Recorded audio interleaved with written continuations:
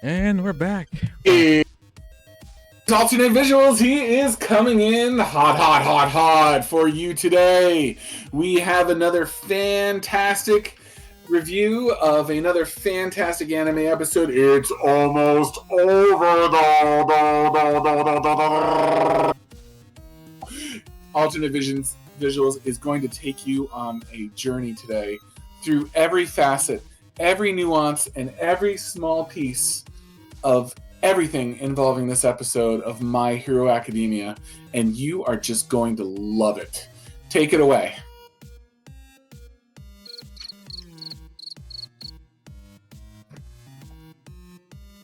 Okay, just ruined that for you. I was giving you a build-up, my friend. I wanted everyone to feel like, I want to hype you up a little on it. I'm here trying to start a freaking video, but a part of me, as this was happening in my brain, as I was processing as what you were doing, and a part of me was like, I shouldn't be shocked, because this is who he is as a person, and I've invited this chaos on here because I need chaos for this to work. I guess speaking of chaos, we're gonna do something really quick that we don't normally do, and two announcements. Spirit Magic Helmet hasn't really been vocal about this, but I'm going to say this anyway. For anybody who is listening to us, I'm not sure when the first episode of his playthrough, I'm not going to say what it is, but his playthrough, his one and only Let's Play on his channel, you can plug it here. Empty space right now. It's going to be a few weeks before I'm done with it at least, so I'm reluctant to plug it quite yet, but I will be doing a walkthrough of the game Hero of the Kingdom 3. I have hunted down the extremely obscure movie that the video game is based on. It's in the Slavic language, so imagine how long it took me to find this obscure folktale from the early '80s in the Slavic language to make that happen. It's going to include video clips from the movie, which I purchased with great effort. It's going to include a interview with the developers where I looked up the developers, reached out to them, and they agreed to an interview. I sent them 10 interview questions, and I have that. I have created spreadsheets for this that are going to be provided along with a written walkthrough of the game that you can follow along with the spreadsheets. That I've broken down the mechanics of the game, the wear and tear of all the items. Many hours, far too many hours. Poured into this silly walkthrough, and to top it all off, I'm going to be doing some voice acting. The quaint Slovakian, I should say, fairy tale characters will be transformed into redneck hillbillies, with the villain sounding a little bit like this, and the villainette and the princess sounding a little bit like this, and they're going to be doing a lot of dialogue back and forth. It's going to be sort of fun, and hopefully I will, given that it's my first one and it's by definition going to be a little bit rough around the edges, hopefully it'll turn out to be kind of nice. We'll have to see. It's going to be a lot of learning for me, and like I said, I promise it'll be rough around the edges, but it's going to be the best I can do. Okay, so a few things on this note. The video clips. Please tell me you have the rights to put them into your video, because YouTube is very picky and very squeamish about showing actual movie footage in videos. I don't, but I'm taking a gamble here on the fact that it's an early 1980s Slovakian film that is almost impossible to find anywhere online and has probably been almost completely abandoned. That I'll be showing brief clips from, and I'm hoping that if I do that, I even reached out. I even have a friend that is going to translate the lines from it, and I'm going to add some subtitles to the very brief clips that I put in there. But what I'm hoping is that that it'll be brief enough and obscure enough of a video that it'll make it past. Well, okay, so what I'm going to say, this isn't to worry you or anything. I'm just gonna say, your video shouldn't have hard time depending on like whatever block there may be on the YouTube. I'm just gonna say, don't be shocked if for whatever reason this movie is in the YouTube database for DMCA, because there are things that are in that thing that I can't even believe they're sitting in the database. It's kind of funny.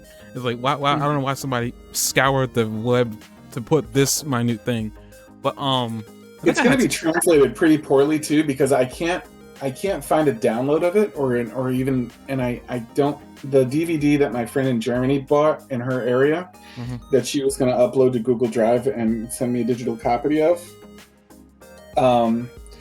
is I'm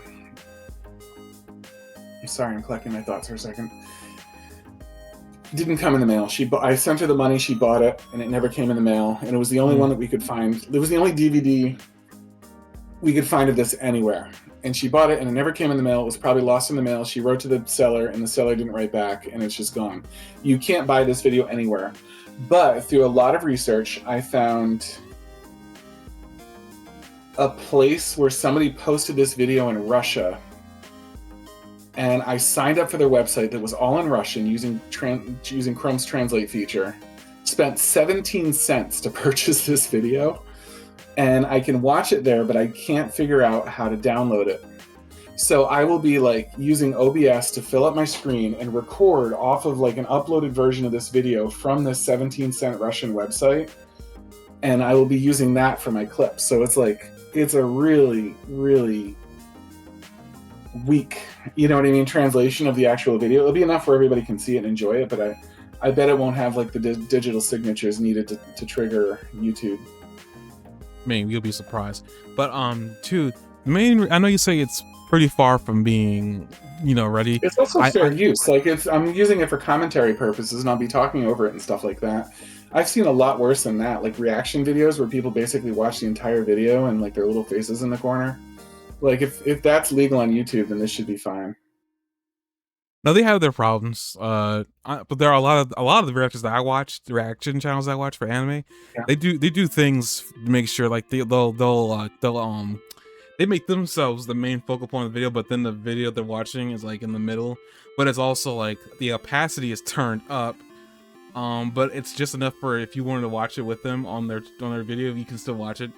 But they do things to the stuff now to like, again, anime is now being put into the database for some strange reason, the people who don't own it, and they'll copyright.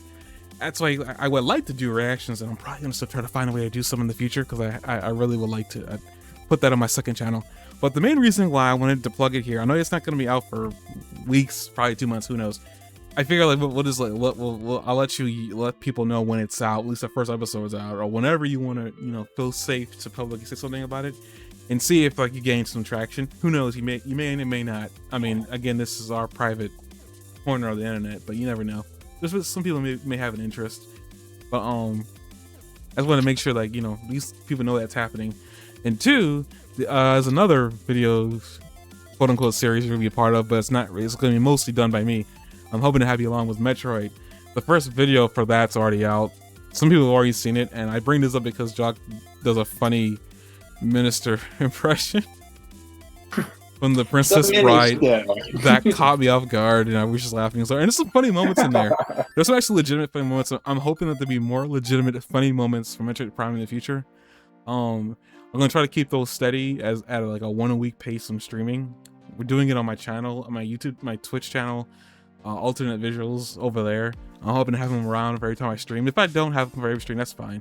But I was like, that was pretty funny. I maybe like to keep that momentum going. It'll also help him, stretch his commentative muscle that he has never stretched before, and it'd be good to do it in a safe space where nobody's judging, except for me. Oh, you're my safe space. I'll be judging. You're my safe space. Who am I kidding? I don't do any better than anybody else. No, it's true. It's true. We have a safe space. Our safe word is watermelon. Okay, moving on from that, but I just wanted to bring up Metroid Prime for something else that's going on. Those are the two announcements I wanted to make. I just wanted to make sure those got out first. But with that being said, we're here to talk about anime. So we're going to talk about anime. Actually, speaking of anime, that has nothing to do with the anime we're about to talk about. Chainsaw Man, that movie apparently is going to have streaming for it on stream sites tomorrow, so that's something to look forward to for us to like review, because like My Hero is coming to an end next Saturday. I can't believe it. we're about to close the chapter on this, I would say, marvelous show that I got a chance to watch. But you know, Chainsaw Man, the anime, the movie for the next arc, we'll watch that. The last My Hero Academia movie that we know of, I'm gonna just knock on wood. Still don't know what that announcement is that Studio Bones has got. Whatever they got going on after My Hero, but we'll see. Some people are hoping that they'll continue with this world and do like an adult, you know, show with the characters we know as adults. But you know, I don't know. I don't think Horikoshi did any of that, or if he's, I don't know what's going on, what they have announced. I know there's something about like that anime festival that I barely pay attention to, but I always seem to get like the information secondhand. So we'll see what happens there. But My Hero movie, and then like that'll be the last My Hero thing we'll do, and it'll be a sad conclusion to this show. But you know, it was worth watching it, even if it makes me sad that it's over.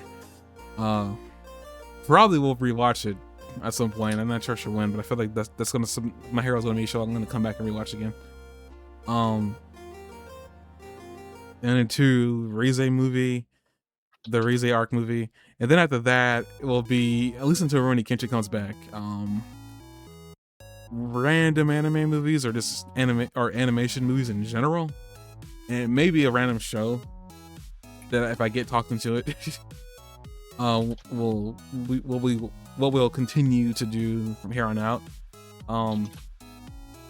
Again, like, not that My Hero's over right now as of recording this, it's just like we are getting very close. Just like one more episode right now after this one. It's like it's surreal. I was watching that episode on Saturday or Sunday, and I was close to tears. Not just only because of the Uraraka stuff, but also because I knew this was nearing the last episodes that we were gonna ever have. Mm-hmm. And it made me very sad. I was like, man, I love this show. I wish it wasn't ending. It's like, a lot of people actually agree too. It's like a lot of fans really like this show. I guess really quick, and this actually involves Uraraka and Deku. Apparently, and I just saw this somewhere randomly, and it wasn't like I was looking for it, but apparently the manga ended and they left the Uraraka and Deku thing ambiguous, and apparently a lot of people were ticked off by that. How's that? Because it was ambiguous. The creator did not give any, like, the creator might have thought he'd given very out in the open, this is it, you know, this is the answer you're looking for. But apparently a lot of people said that he left the relationship between Uraraka and Deku ambiguous, and that pissed a lot of people off. That may have been what I was hearing that people did not like about the manga, but apparently people are hoping that with the manga they'll animate the epilogue, and apparently there's some information about that relationship in the epilogue. So I'm guessing what I told you last week about Uraraka and Deku starting to date as when they're adults was probably in that epilogue. Mm-hmm. Which is strange, but I don't know why like he left that ambiguous and decided to put it into the epilogue. But well, whatever. I think I just wanted to bring that up because like apparently the Deku Uraraka relationship was not, there was no like real answer given in the manga. I could only assume because like the scene with Deku and Uraraka, I guess we can talk about the episode now. The scene with Deku and Uraraka having their conversation on a cliff, on the same cliff that they had that conversation in last season before they dealt with Toga and Shigaraki. That was weird. But yeah, I guess before we talk about that, really, I'm bouncing over, but we're gonna finally slow down and I guess target everything in order. Beginning of the episode, I guess I'm gonna apologize to you and everybody apparently that might have been angry at me about what I said about, like, you know, Japan being okay. Clearly it was not okay because I saw all the damage, but none of that damage was a part of the freaking war as far as I could tell. I don't think that was damage done beforehand. I guess I just kind of like, I guess I kind of just forgot about it, or didn't think it was a part of like the overall reconstruction efforts, or thought they had already reconstructed it. I'm guessing is what I thought. But like there's a lot of damage shown from like other towns like Jakku, another town like where like the paranormal liberation thing happened when they I think during that they lost Midnight. I want to say also during that I think that Eraserhead lost his eye. I think I could be completely wrong about when he lost his eye, but Does it seem like he lost his eye? I mean, we saw shots of him in this episode and stuff like that. It didn't seem like he was missing an eye. he had a bandage thing over his eye during all that stuff. What about in the preview? They show him in the preview bending over to prayer, and I don't remember. I mean, just because he has his hairs over his eye doesn't mean that the bandage isn't still there. Yeah, I'm checking to see because I didn't look specifically to see if he was missing an eye. So I'm trying to see right now if he was. Yeah, you can't see either of his eyes. That's not going to help at all. You can't see either of his eyes. You just see his hair. Was there any scene in this where like we can see him? It was in the last episode, right? Well, shit. I mean, the last thing I think about is the last episode when he was with the students in the class. Yeah, I see him at 13:45 or so. And I can only see one of his eyes. I want to see both his eyes. I want to see if it's both his eyes or a bandage or what. Yeah, because they only show... I mean, for at least we can confirm his left eye is there. Is there a scene where we only see his right eye? Yeah, you're right. He's got a bandage over it at 14:12. Well, I was saying, I think he lost his eye because it doesn't seem like he got it back. Or badly injured it. Yeah, he either lost it or badly injured it. Mm-hmm. I mean, he confirmed that his power is only at half power. He is unable to utilize the full power of whatever he called that ability, Eraser, I think is what he called it. He's only able to use it fully. I think it might be at half power. It can still like somewhat stop you from using your abilities. At least I think. He had Monoma, utilizing it to stop Shigaraki from using his powers. But yeah, there was a lot of damage done. So I want to say was not taking into account all the extra damage because I thought all those were separate incidents. Well, I mean, obviously they're all separate incidents, but I thought they had already solved them based on the way they talk about like how they thanks to the heroes with abilities that can help reconstruction efforts. I thought they made it sound like that they had already, repaired everything. The only thing that was really damaged that was going to take time for them to repair was their morale, which they do bring up a lot in this episode. Just the entire country's morale, which is interesting. I guess that's real. Like you have a giant war like that. You're not going to just be back up and everything is roses and sweet scented candles. I think that was about it that they really showed that I could think about even talking about like the aftermath of everything. Like, unless something in your notes that you saw that was worth bringing up about the damage done to Japan. I can't really think of anything noteworthy there. Oh yeah, I guess like Sun Eater was also helping out with some of the efforts. Apparently he's Fat Gum's sidekick now. That was also kind of a cool little update to like what Sun Eater's doing. I don't know what Mirio's doing. They don't really bring him up. Or even like what Nejiri's doing either. You still there? I'm here. What are you trying to figure out that he's doing? No, I just like that. I guess as a part of the reconstruction talk of Japan, like it's cool that we see Sun Eater seeing that he's a sidekick to Fat Gum. I just brought up. I don't think we know what Mirio or Nejiri's doing. Who's Nejiri? Nejiri's the purple-haired one, right? The girl with the twirling energy, yes. And Mirio is Lemillion? Yes. You not know his actual name? I'm bad with names. I was just making sure. I guessed them both correctly. I just want to make sure. Mirio... Yeah, neither of them seem to be doing anything relevant to the immediate story, but I'm sure they're off doing important things. Right? I just thought maybe they'd be here. I mean, I'm not saying they wouldn't be. I'm just saying that I thought... I know. I especially... Nejiri, I never really connected with as a character too much, but Mirio, I absolutely did, and I know you did too. And I feel like he's been sidelined more than he should have, as I've mentioned already. I know he got a big speech in the last episode, but I want to see him in the background helping people. Like what I love about him is how he helps people, and he's not helping people, and I want to see it. He's probably helping people. I don't know why he wouldn't be. But I guess another thing too is like, unlike Sun Eater, it's not like Mario's powers help with removing, you know, like debris. Like if anything, he'd be more helpful rescuing people from buildings. And I guess for right now, wherever Sun Eater's at right now, he's probably not the most helpful, because like it's not like there's anybody stuck underneath building. Well, I don't know. I mean, the little bit that we did see Sun Eater doing, it didn't sound like there was anybody stuck underneath buildings. He was just removing debris and rubble for the most part. So like I'm guessing Mario just wasn't helpful in that situation. Like maybe Mario would be more helpful someplace else. Maybe there are people. We do see later that there was a kid stuck in a building, though, because he wasn't stuck, quote unquote. He kind of came out wondering why me, and his fingers turned dark black. We'll get to that in a minute. Well, later.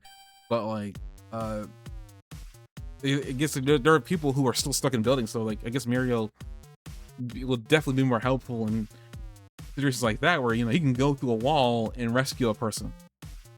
You know, his powers aren't exactly physical, as in he can remove debris. I'm not saying that Mario probably couldn't remove a wall or two.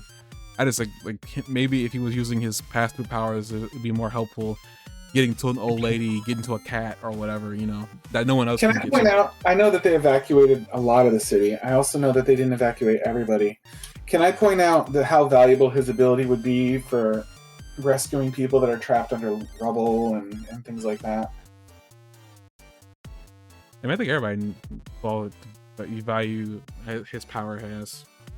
Yeah, like if there's people trapped like in like a room that's covered where the building collapsed, and there's like a safe spot in there that they've been trapped in, like stuff like that.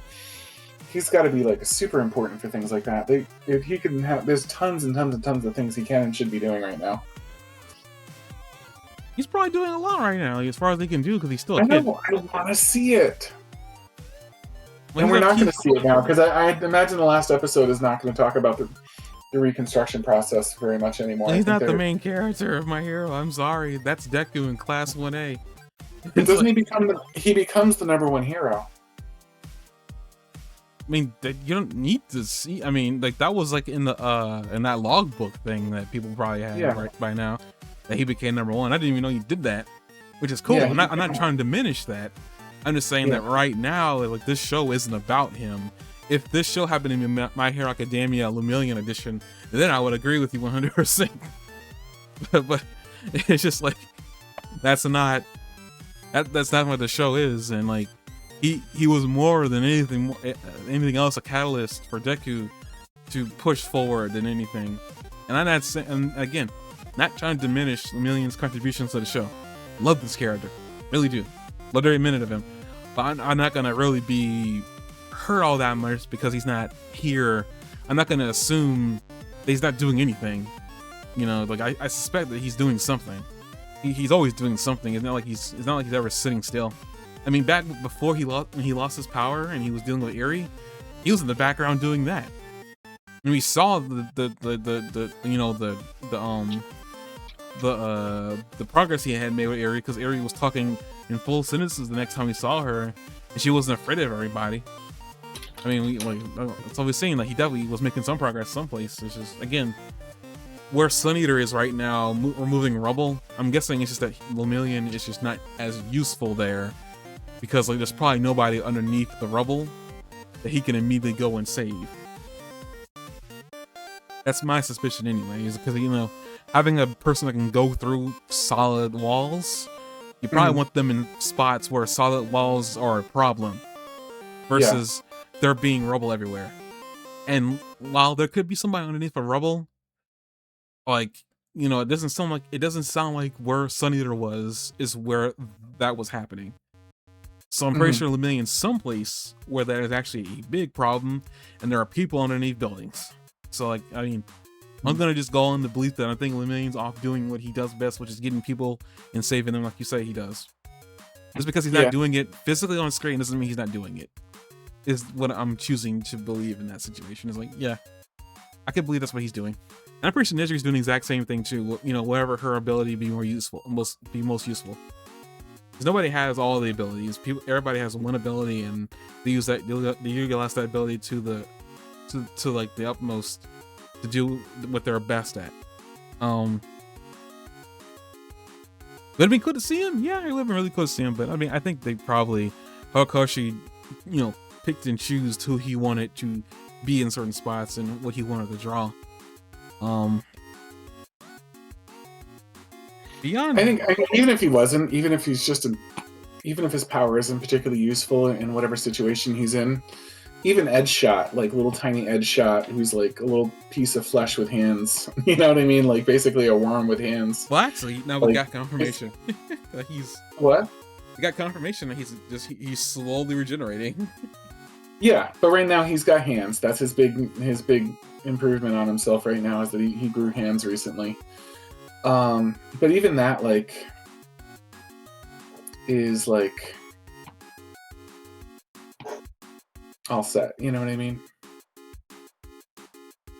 I don't know. Like he's still doing things with his powers. Like even if his power is like he can move a pebble. You know what I mean? Honestly, I have no idea what the hell he's doing there. But he's there, and he's there to help in whatever way he can. And even if Lemillion's like phasing through Wall's ability isn't going to be particularly helpful in whatever situation he's in, I'm sure he's there like bringing bag lunches and moving rocks and hammering at something or whatever he can do with his power, with his regular abilities. So I'm sure they're all there doing everything they can instead of in a classroom learning how to be a hero. I mean, well, Lemillion in their class, they're graduated. They wouldn't be in a class. Oh, that's right. He did graduate, so he's a full-on hero at that point. So he could be literally saving lives and helping set up law and order, even if he's not rebuilding right now. I don't think he's rebuilding. I think he's just getting people from underneath rubble. But I mean, again, I was very naive to the idea that maybe there'd be people underneath things. Apparently, there are people underneath things, which is strange, considering that I thought they evacuated people. Apparently, not everybody. So I will eat crow on that one. But still, at this point, it's like, okay, with that being said, at least he can be doing that because I was saying before, where Sun Eater was, sidekick Sun Eater, he there wasn't, at least from what I could tell, there was nobody underneath anything.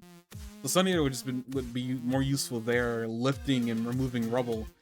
That's what his powers can do.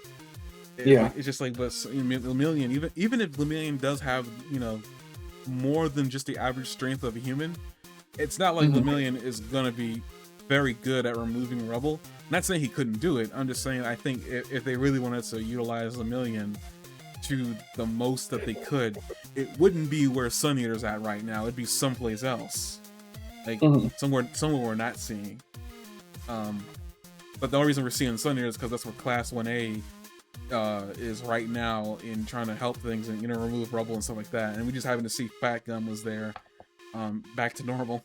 And you said before, Edge Shot, who's regaining his arms.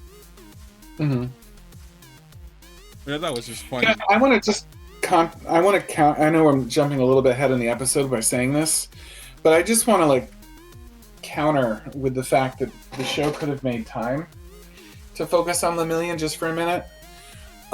They took a little time to focus on Overhaul because it's like they're categorically humanizing every single villain in the entire show right now, except for Destro and Redestro. But oh my god, stupid cat! Wow. Did you hear that? It was like water just splashed everywhere. He just headbutted an entire ass cup of water. Oh wow! Directly on my keyboard and all over me. And he's such a you're so clumsy. Do you need a minute? I'll try to talk while I'm doing this. I'm going to be slightly distracted, but I want to finish the point I was making.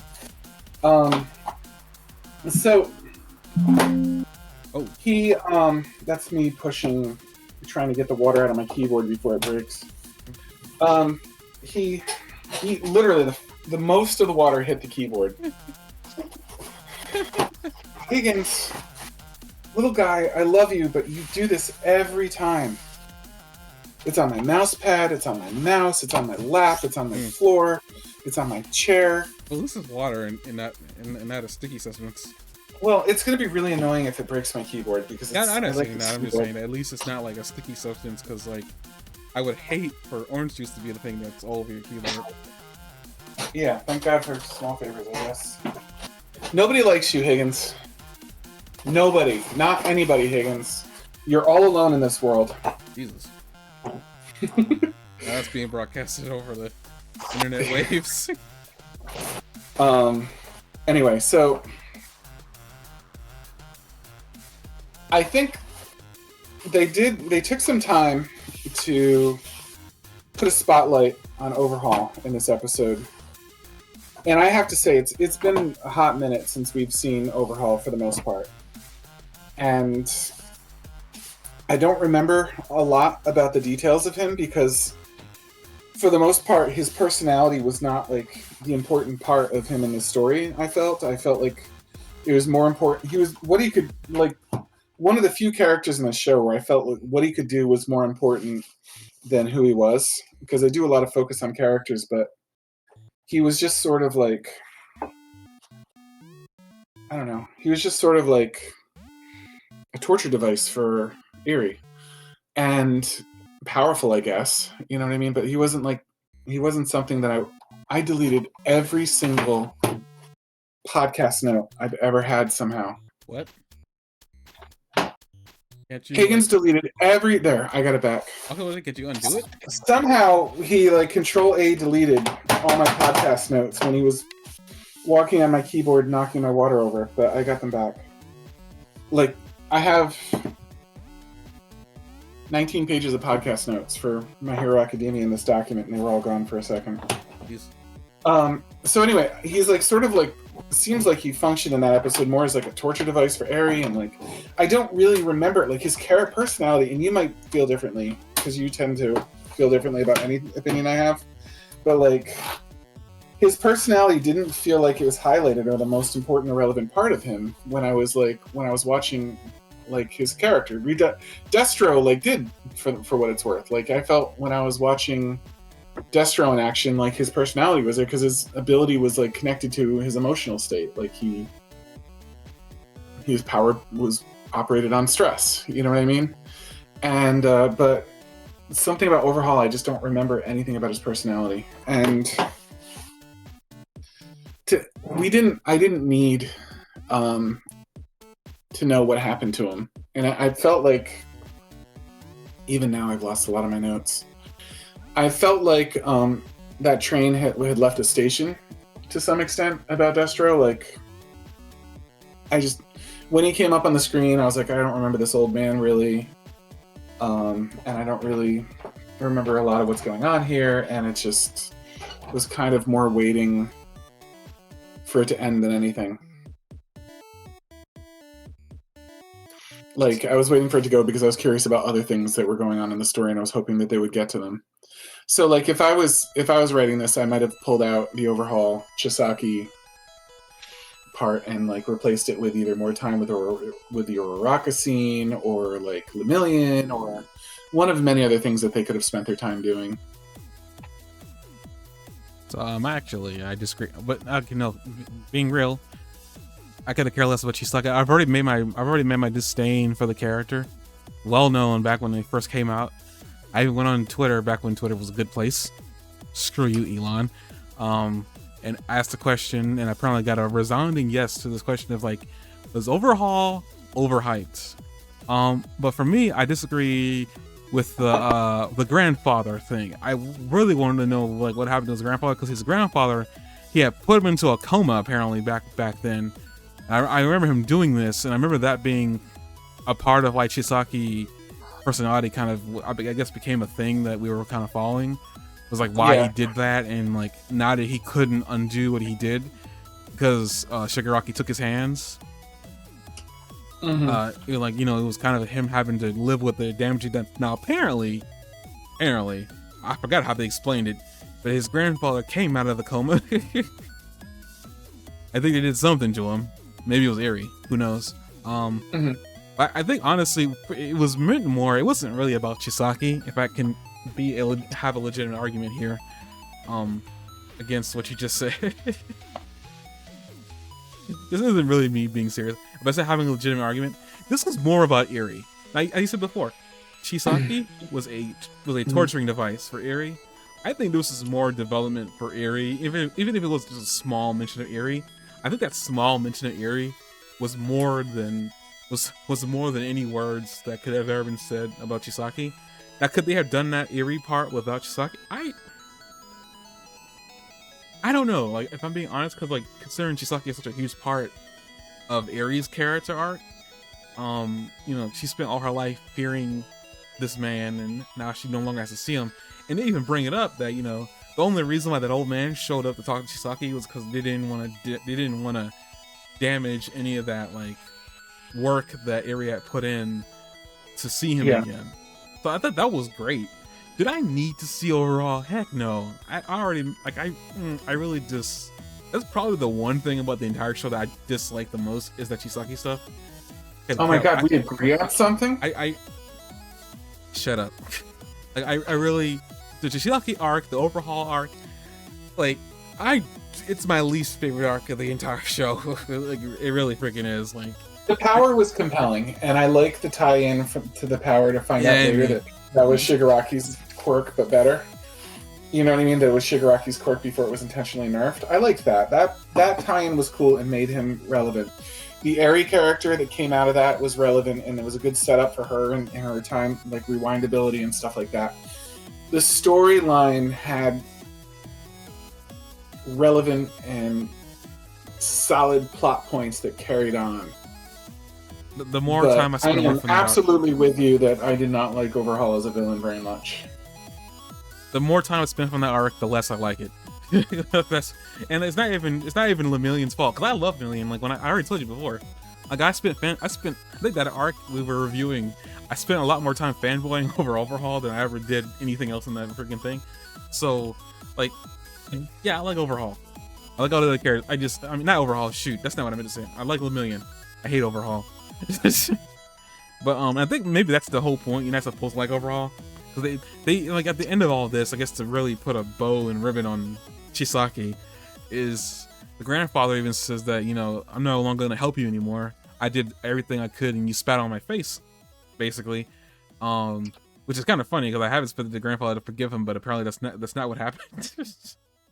But yeah, that was a good bow. Like, I mean, yeah, Chisaki's gonna die in the waste that he made.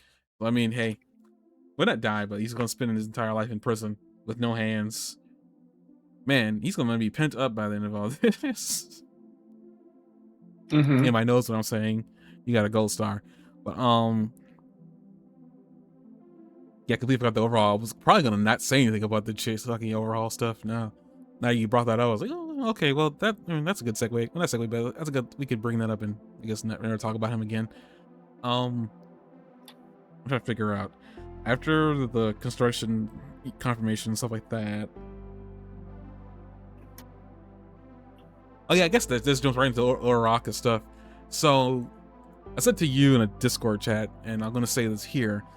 Over the course of the show, I've been slowly talking about how much I like Uraraka as a character and how disappointed I kind of was when they decided to go the love route with her. Thought that was gonna ruin her character, only to be pleasantly surprised that I was completely wrong. Because not only did they do the love thing, but apparently put that to the back seat. They never brought it back up again.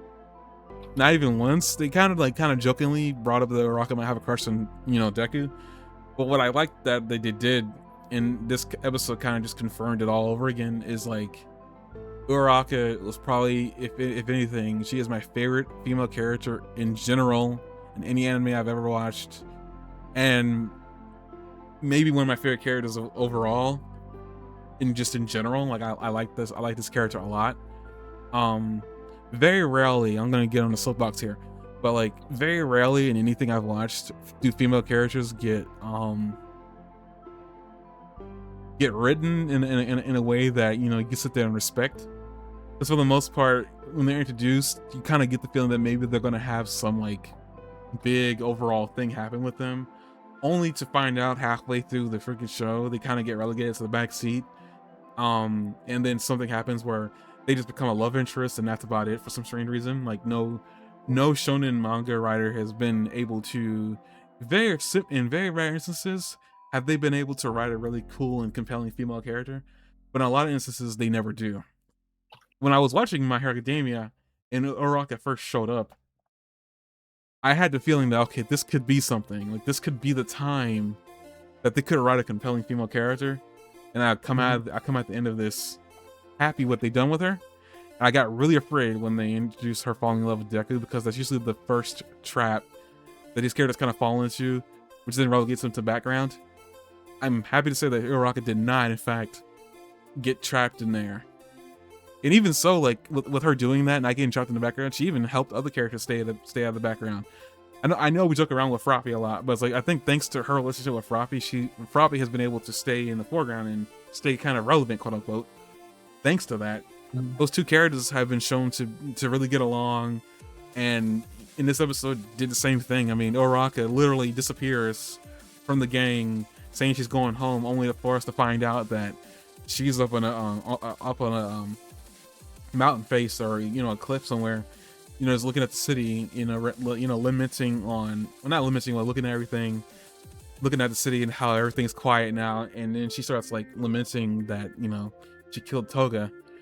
I guess kill's a strong word, but she had a hand in kind of Toga's demise.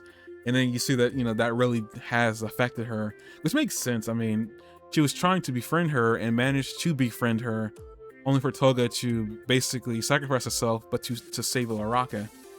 And at first, you didn't really see the damage that did to her until this episode, where she was crying and holding her heart the entire time, as she was very upset. And like you said you almost cried. Like, I was closer to tears in this episode than I have ever been in this entire show, which is saying something. This show knows how to. This studio knows how to make a scene. I was very close to crying. Yeah, I think if I didn't like crying as much as I do, I think I might have cried a little bit. It was like I was holding back tears a little. But I felt. Sorry, no problem. I mean, that's fair, because I do it to you a lot, and I need to stop. I know I'm doing it. I need to stop, but I can't stop myself, which is strange. But working on it. But Uraraka, this entire scene, this was a beautiful way of giving Uraraka what she needed, and kind of making her important, even if it is for just like 3 minutes.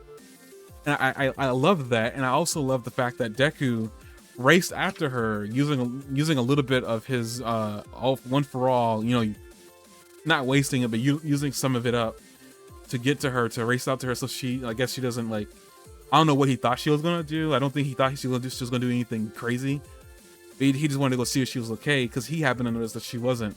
And then his speech to her about how she's always kind of been selfless to a point of like self-denial, and like allowing her to be able to cry and I guess be selfish. I don't know if he's really selfish, but you could call it selfish to lament and be, feel sorry for herself and cry, which is what he allowed her to do, and allow her to have that peace and get all that negative emotion out of her, because she says she likes seeing people smile, and she likes smiling too. But seeing her how crushed she was that, like, Toga's dead, and she feels like it's her fault. And then Deku kind of sharing in that same feeling too, that he feels the same way about Shigaraki. So I thought that was kind of cool. But I also find what I find more interesting than that is when he called her his hero. I only thought about this recently, but it was like, it kind of reminded me of that scene, because it was like the whole, like, who helps heroes when they're in pain. He helped her like she helped him all that time ago when they were trying to kick Deku out of the UA. All those civilians were afraid of Deku, because Deku was like who all Throne was after, and they didn't want him there. And then Uraraka spent all that time and then yelled on a microphone to plead with people to let Deku stay. I think that was the exact same scene with the phrase, "Who will help a hero who's in trouble." I thought that was just kind of cool that Deku got a chance to pay that back to her by being the shoulder to cry on. And then like everybody else kind of shows up, ruin the moment. Just kidding. I do like how everybody just kind of runs, and then Froppy literally is running and jumping into Uraraka's hand and arms. So I just thought that was cute. Was probably calling her a big dummy. It Oh, was a wouldn't. touching moment, I think. Froppy like running in like that, like they all came in like in sort of a true way, but not a way that we would have thought. They all come in the same way that they might have come if her life was in danger.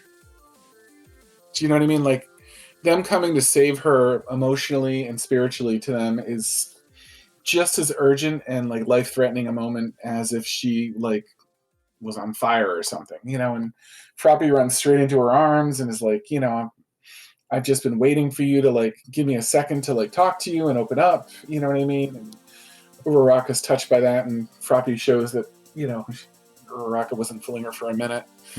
And everybody else might have had an inkling too, because they all seem like they recognized the crisis here too, which means they would have had to understand Uraraka pretty well. Deku thought it was important enough to risk some of his quirk on, you know what I mean? Like his last little bit of quirk, like he wasn't like, I better save this for a life and death situation. For him, this was life and death, you know. And he's like, I'm getting to her as fast as I possibly can, even if it means losing my Ember. So I mean, that was all great. I would have been happier if it was just Deku and Uraraka having a moment together. Yeah, I mean, I think that's for a lot of people. I Probably. I wouldn't have minded if like after they had a full moment together, if like Froppy had turned up too and she'd been looking for her as well. But the whole gang was more than I felt like I wanted. I mean, I think they're all friends. Now, like, I guess, like, for me, I would have loved that moment where maybe Deku said, I love you, or something like that, or let this slip out. And then she starts blushing and she starts floating in the air. I mean, I said before, a moment for that to happen would have been cool.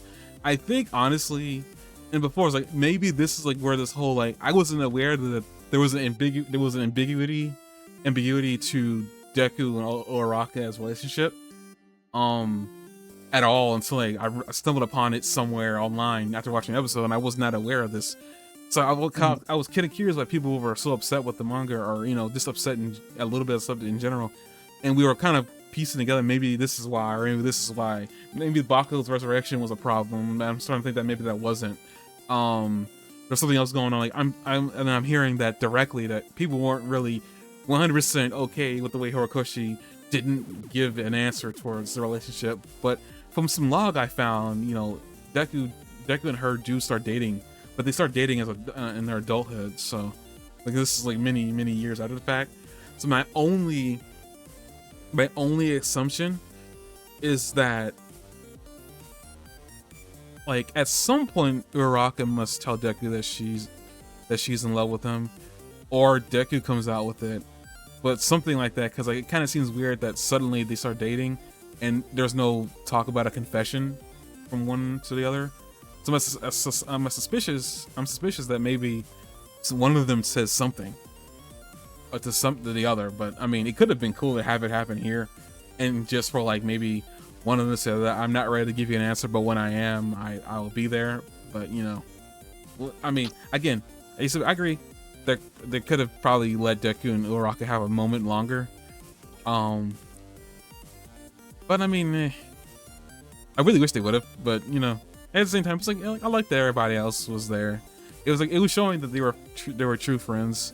And I guess also on that note about like, you know, friends, Kachan, and I was not aware he said this in earshot to everybody else, but apparently he did. He's like, how much of the ember you have left? And he was like, oh, I still have some, not much, but I have to, like, and everybody else was like, wait, Ember? And they start changing their concern from Uraraka to Deku. Yeah, he went all that time without saying a thing about it, which feels like a bailout in some ways, from the Uraraka story. Like they wanted to bail themselves out of the emotional moment.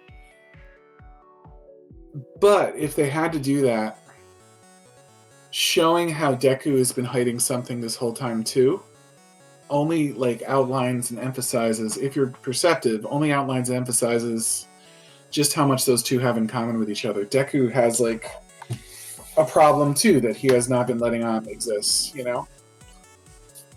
I mean, ultimately, these two are both selfless to a point of self-denial, and it's in different ways. And it, like, and I will say, like, knowing canonically that these two do end up together makes me happy, because like there are a lot of times with manga creators in general, they hear about a fan pairing that the fans like, and they'll sometimes come out directly and say that they're against it.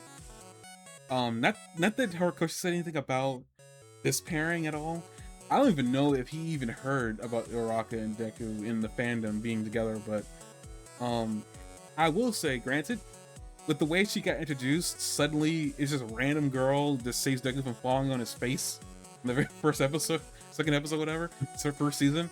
It does seem like maybe he had totally intended this to happen, and it was just one of those things like maybe he completely was trying to, he was trying to find a way to make it happen naturally, and he just could not find a way. That may be ultimately really what it came down to. But I'm glad that they had that moment together, because it was, in a really interesting way, it was romantic in a not romantic way. If I can say that. It's like, it's clear these two care about each other, but, it's clear that they're still children, and, they don't, like, well, except for Uraraka, because, like, she has a crush on him. But, like, basically, these two are, young high school students, entering their second year of high school, and they're, like, 1 year away from, graduating. And unfortunately, one of them isn't going to be able to be a hero. Well, I already know that, Deku loses his powers. It's not like he might lose them before high school's out. I have no idea. But in the sounds of it, he does get a hero suit, and he gets to. Well, I guess it's one thing I want to bring up. They do say, and I don't know who says this, but like they do make an off comment about like support items becoming way more useful now. Like apparently they're more like the heroes can rely on them more. Somebody made an offhand comment. That might have been All Might. I had no idea, but there was an offhanded comment that somebody had made about support items, and I was like, oh, that's cool. That at least now we know this. We can, like, if they wanted to shove a support item for Deku in the future, like at least now it seems like okay. It seems like they're getting better.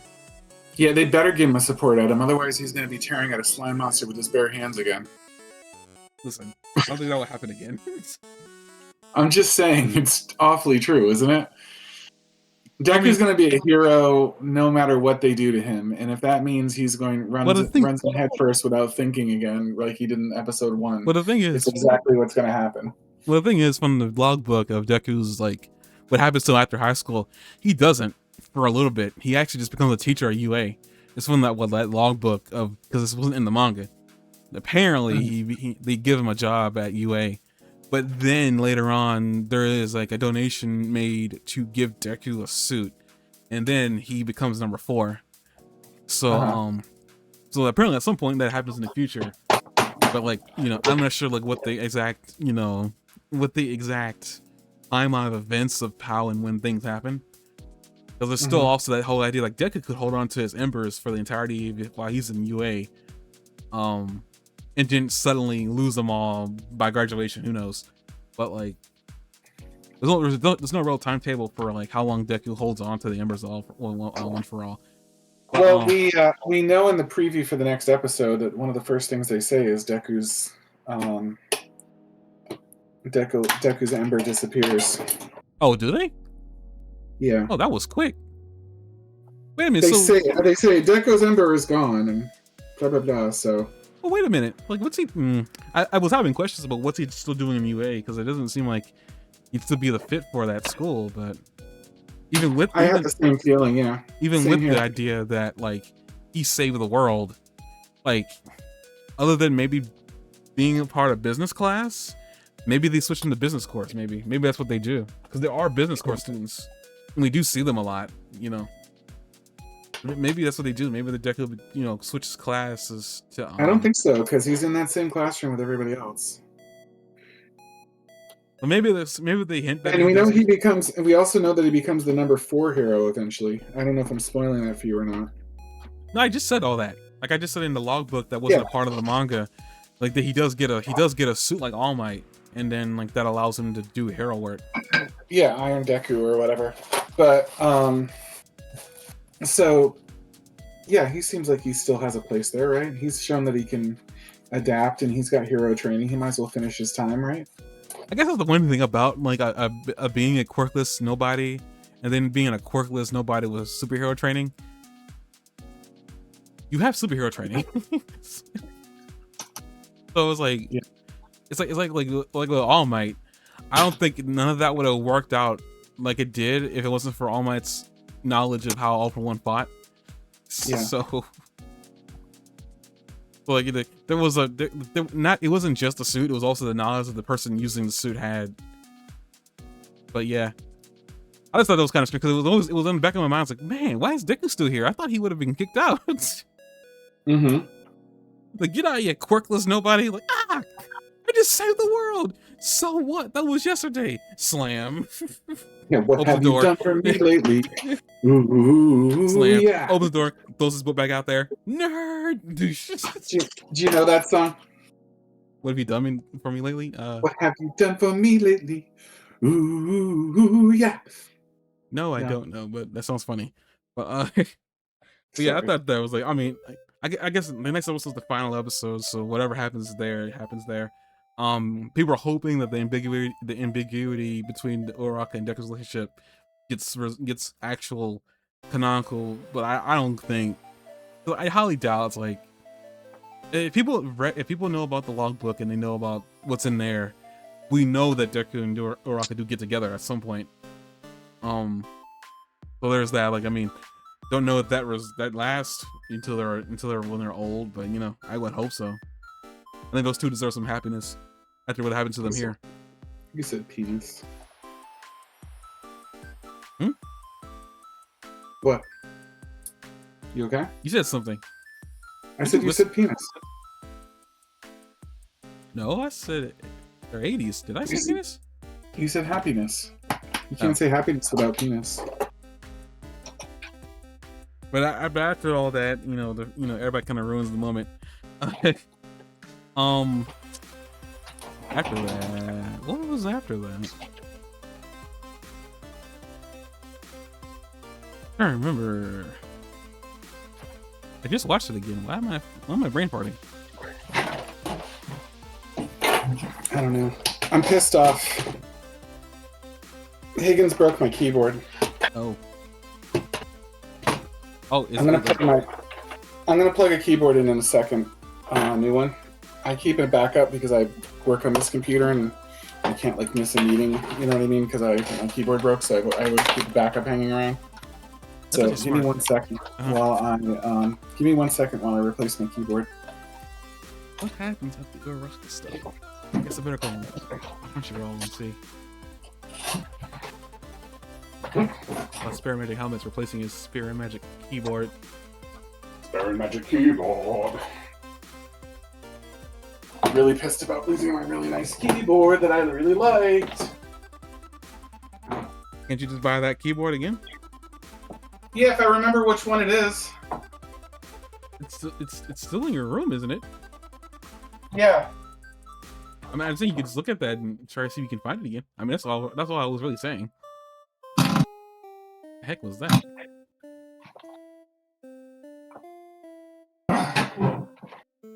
No. Okay, this is the episode I'm looking for. Oh shoot, we didn't talk about. I'm surprised you let me skip over this. Skip over what? The spinner thing. I hadn't let you skip over it. We're not done yet. No, I'm saying, like, I thought we were talking about that before we were rocking, because, like, I guess. Oh, the rocket stuff's at the end of the episode. Oh, I just skipped over to the last bit of the episode with the rocket stuff. So that's why the problem with the keyboard thing is that it's a really generic ass Dell keyboard. It's nothing special. When I bought it, I wanted a minimalist keyboard. I just wanted the bare minimum keyboard, and I wanted one quiet. My spare keyboard is really loud. Hear it? That's my spare keyboard.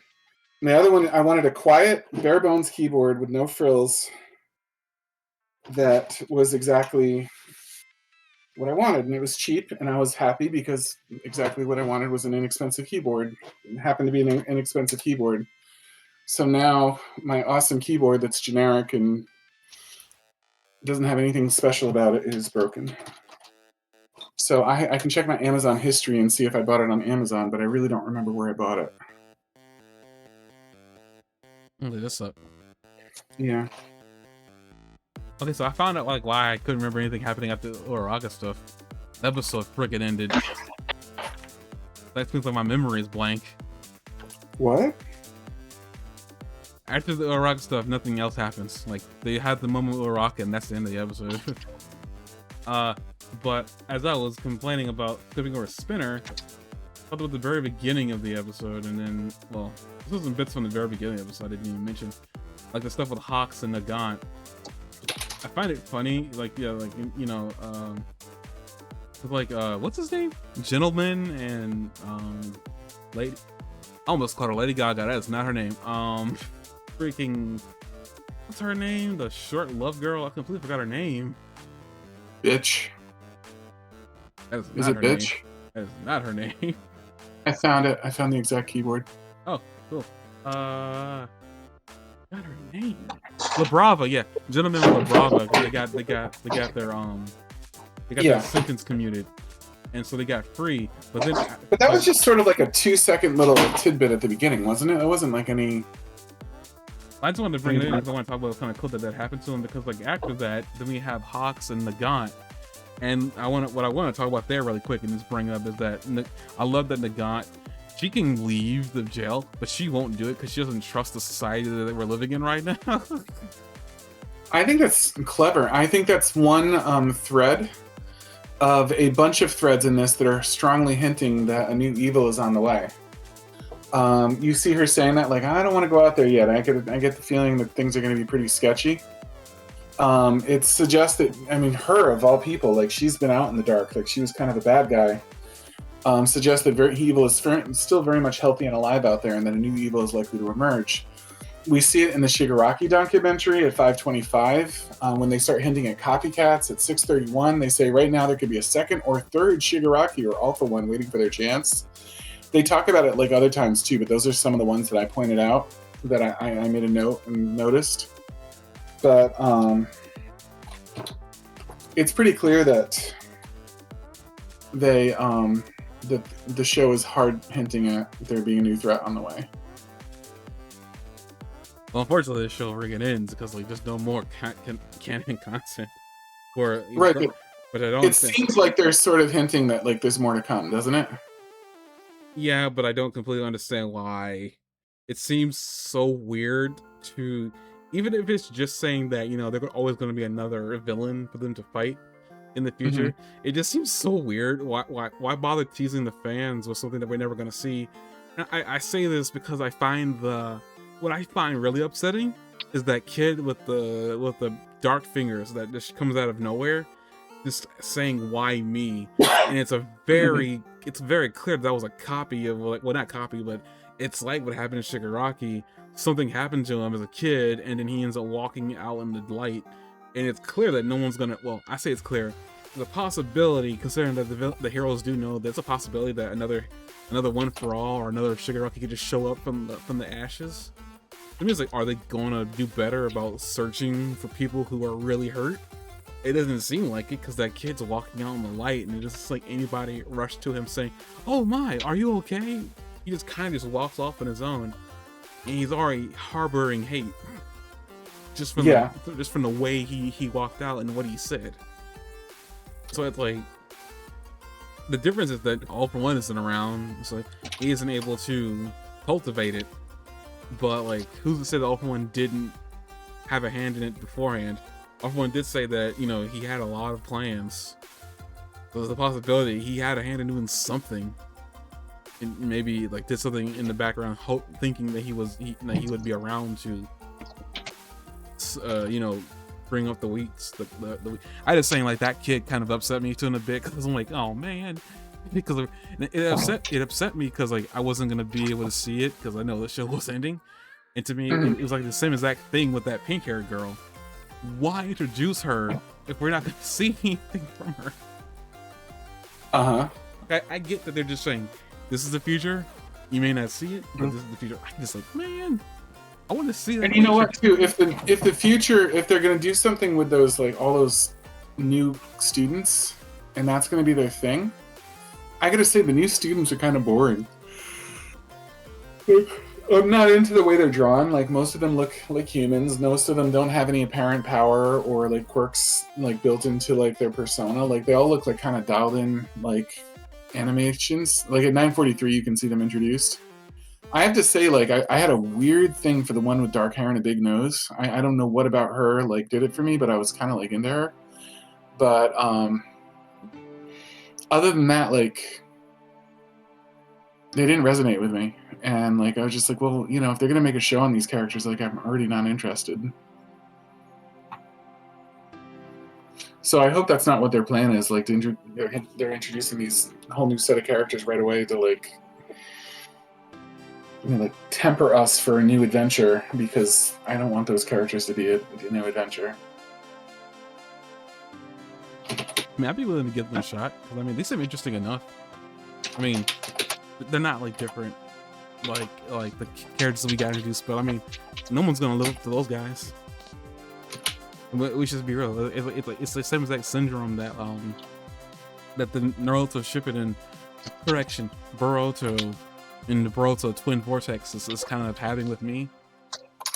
Is where I grew up watching the Naruto characters from Naruto as kids to teenagers or young adults in Shippuden, and then they become adults, and then they're like the central characters protecting the city, but then they have children, and it's like, I'm not interested in their children, and it just comes from like, I'd rather like, I don't want to really invest time into their children, even though it's like some of the children seem kind of cool. Like Sasuke's daughter seems cool. Like I'm like lukewarm on Naruto's first son. His daughter maybe seems interesting to see what they got going on with her. Shikamaru has a kid that seems interesting, even though he seems like a copy and paste of his father. Just a little bit of like his mother sprinkled in for, you know, seasoning. I care less about Sai Ino's son, but Sai wasn't all that interesting to me either. I'm just saying, like, I could warm up to these characters. I mean, some of them seem cool, like the pink hair girl. She seemed kind of interesting in a way, like she kind of like apologized almost, you know, when Bakugo and Shoto were running away from them because they had a fan club, but I thought it was funny. And it was like, yeah, like they're running. She seemed kind of fine, and the guy that called out Deku, I wanted to know what those rings or whatever, or metal strips on his fingers were. Like, I was a little bit curious about what they did, but like, were they more compelling? Like, than like, I mean, you're basing like which like of the main characters we know right now visually did you find more compelling than them? Like, all of our main characters right now, like, are really distinct and interesting, and they were kind of like monotonous a little bit. I mean, that's like that. I don't want to base my opinion on them off of the way they look. I feel like that's like harmful to like anything they could have possibly done with them. I mean, yeah, like they don't have unique designs like everything. I mean, like probably the most normal looking character from 1A is freaking Momo. And that's saying a lot considering that she's kind of overly sexualized, but we're not gonna get into any of that. But like, she's probably the most normal looking character from the bunch. Ida is pretty normal looking. I don't know. I feel like you could like make an argument that he's not normal looking. I think you can make an argument. I'm not gonna make the argument, but I feel like he looks like he's got a stick up his butt, but he's a tall, thin guy with glasses. I mean, I think the joke is almost that he looks normal. I think you can still make an argument, but I'm not gonna sit here and try to make it. I mean, no, his ankles are bigger than most people. I mean, if they were in real life, who would garner more attention? Momo or Ida? What are we using as a guideline for that attention? Isn't Momo's like what, 14, 15? How old are they in the beginning of the show? 15, 14? I think 15. And she looks like she has like double D's and like hips out to here and stuff like that. I mean, I knew a girl in 6th grade that had her physique. I'm just okay, but probably a little more unusual than Ida. But no, Ida's ankles. Is it Kaminari the electrical guy? Kaminari the electrical guy? Is that Yeah, the guy? yeah. What about? Kaminari's pretty normal looking too, isn't he?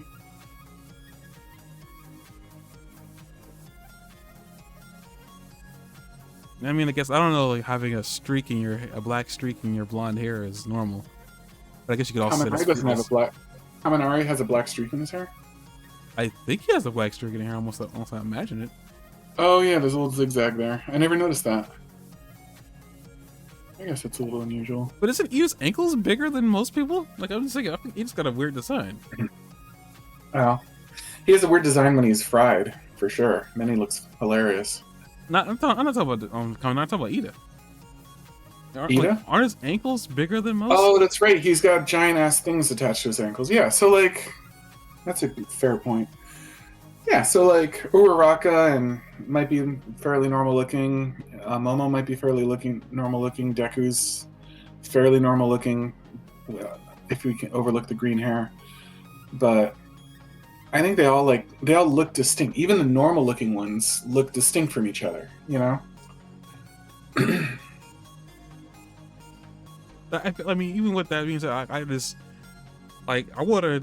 I mean, I'm not sitting there saying I would love these characters if they were to throw in. I'm just saying like I want to give them. I would love to give them the benefit of the doubt. It didn't make a difference after the fact. Like I don't want to make a judgment just based off of their look now. I mean, based off of them now, and I mean a few of them kind of stood out just from the way they acted, and I think maybe personality-wise would be way better, distinct-wise anyway. Because like at least if they're weird personality-wise, they would stick with you more than somebody who's got a visual distinction. I mean, for me in some cases, sometimes the personality can be more distinguishable than what they look like. Because it's a possibility that you'll forget what they look like and think they look normal for some reason. But but yeah, then you got people like Ashino, who I think his name is Ashino. Mina, is it Mina? No, I forgot the girl with the pink skin. We only found out later she's got pink skin because she's got acid all over her body, which is an interesting little bit of a revelation I find funny. But yeah, I mean everybody's got a distinct look. But I mean, again, like I don't know what Horikoshi is gonna work on next. Whatever it is, I hope that we find out. I mean, he's probably gonna take a break and then come up with his next idea. Well, we'll hear about it when he says that he's made the first chapter. But I guess really quickly, I think I talked about everything I want to talk about, except I completely skipped over our boy Spinner. Completely forgot to glossed over him completely. Not that there's really much to say about him other than when I guess he was a part of the you called it the documentary thing of Shigaraki. It was very interesting to see, you know, Spinner kind of react to how everybody is reacting to Shigaraki, and then him telling us how he saw Shigaraki. And like I found it interesting too, because he was like, you know, he liked the same video games as me. Like he was my first real friend, and like I could actually sympathize with Spinner in that regard, you know. Being different in any regard is hard. And like meeting people that look past your differences and see who you really are on the inside is also really difficult, because not everybody's gonna do that. And it's surprising that for Spinner that was Shigaraki. And he even calls him like, I wish I could have saved my hero. But I thought was also really touching. Is like it showed like how much of an impact Shigaraki did have on him positively. And then also having Spinner also say that, you know, he thought like he got too caught up in the thinking that it was too late to turn back, and he probably should have tried to see if he couldn't turn back and save his hero in the process. I thought everything he had said about Shigaraki, and then him saying that he's going to write a story about his story, and then Deku said like, how about a comic book? And I thought that was kind of cool. And I think that was mostly a callback to like, well, maybe it's not. What I'm gonna say it is, if it's a search, a callback to the comics that One for All and his kid brother had been reading, because I think he even says like, I think Spinner says like after Deku leaves that like pictures could actually help, because like it will help the language barrier. That was kind of cool. That's kind of how All for One and, you know, Yoichi managed to learn things, because I guess they were dyslexic. that was never said, but like, yeah, they couldn't read. They weren't able, they didn't have any formal training, but they were able to learn through reading comic books. I thought that was kind of cool that um, Spinner did that. I guess also another interesting information that kind of caught me off guard that I wasn't expecting to be said. So apparently, I know you didn't like the way Spinner was acting during like the war and how he was like a mindless, angry ball. They Yeah. said that he was very close to turning into Nomu, almost like he was, but he wasn't too far in the transformation. But I want to say, like, I feel like maybe that's why he was acting the way he was. It wasn't because he was angry. It's a perfect explanation and redemption of that storyline. He was turning into a Nomu. Yeah, it fixed it for me. I'm perfectly fine with that. That's what I wanted to ask. Because when they brought it up, I thought that was interesting. That like they say that he was very close to Noma, but they were able to bring him back, which makes me think. Because like, is that how Nomas are created? Yes, it was. They explained that. They did. Yeah, I thought they were experiments. I didn't think they were like putting multiple curses on somebody and made them go mad. I wasn't aware that's how that happened. Yeah, that's what they did. Yeah. Okay. I thought they were experiments. Never mind. I was like, I didn't know that's how they explained it. Which makes me even more curious. If that was the case, why didn't you call that out? See the season that happened. You were so upset with him in that moment. I was. I'm glad with it. I'm glad that I never connected with me that might be what was going on. I'm really glad that they explained that. I think because like I thought that core league, of all people, I thought that All for One had a level of loyalty to that core league, that he was at least not going to completely betray them. That small little group. And he did. He just was like, well, no, you're my thing. You know what I mean? And I'm going to turn you into whatever I want, and I don't give a crap how your story ends. So, but it's sad that Spinner never recognized that he was betrayed. Or if he did, he's certainly not talking about it. No, I think he realizes, because Spinner literally goes out as he's talking to Deku as saying that, he had wished that he had realized sooner that it wasn't too late to turn back, and that he had wished he had saved Shigaraki. He probably wishes he could have saved him from, because he even showed him in his memory when Shigaraki was in that tunnel mutating, that he wishes he had found a way to save his friend. I don't think Spinner has any loyalty or had any loyalty to All for One, and the whole idea that All for One just thought of him as a possession makes that make more sense now. Because the way All for One did treat Spinner was like a possession. I didn't even really think about that till now, but like the way he definitely did treat Spinner, it was a possession. But yeah, the fact that he was turning into a Nomu was crazy. I guess another thing too is like now Spinner's got that scale mail quirk thing, and he's able to turn big, so he's got more powers now. Unfortunately, so it's like, yeah, that's interesting. Like he's got to live with that now. Because now he's gonna write a book. Shigaraki, the symbol of fear. I thought that was like a cool little send off for Shigaraki. It was like, the people that he thought he needed to be a hero for, at least one of them is still alive, and still views him that way even after he's dead. It shows that Shigaraki definitely had left an impact on this world, even if it wasn't a positive one. It was still something to push people forward. Unfortunately, we have a kid walking out of nowhere with dark fingers saying "Why me?" and is walking off in the distance. I'm like, why would you do that? I get that it's just saying that more villains are gonna show up. But I was like, why'd you do that? I could have lived without that. Now I'm curious what they were trying to do there. Like if they close that out with somebody finding that kid and saving him, then I'm like, oh, okay, like that's good. At least now we know that they've learned from past mistakes. I think that's all I have to say. Like the Spinner thing, I'm kind of upset that I waited to now, but I think this is the perfect time to say something with the Spinner thing. I don't know if you have anything in your notes that you want to go over. Yeah, let me look at my notes. I still have I wrote a lot of notes for this, and I've been jumping around in them. I'll start with Spinner since that's what we just talked about. I think Spinner was animated wonderfully.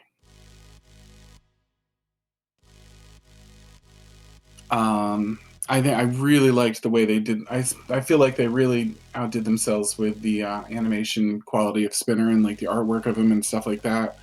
The transformation of him going huge and then shrinking down, like it was all so well done.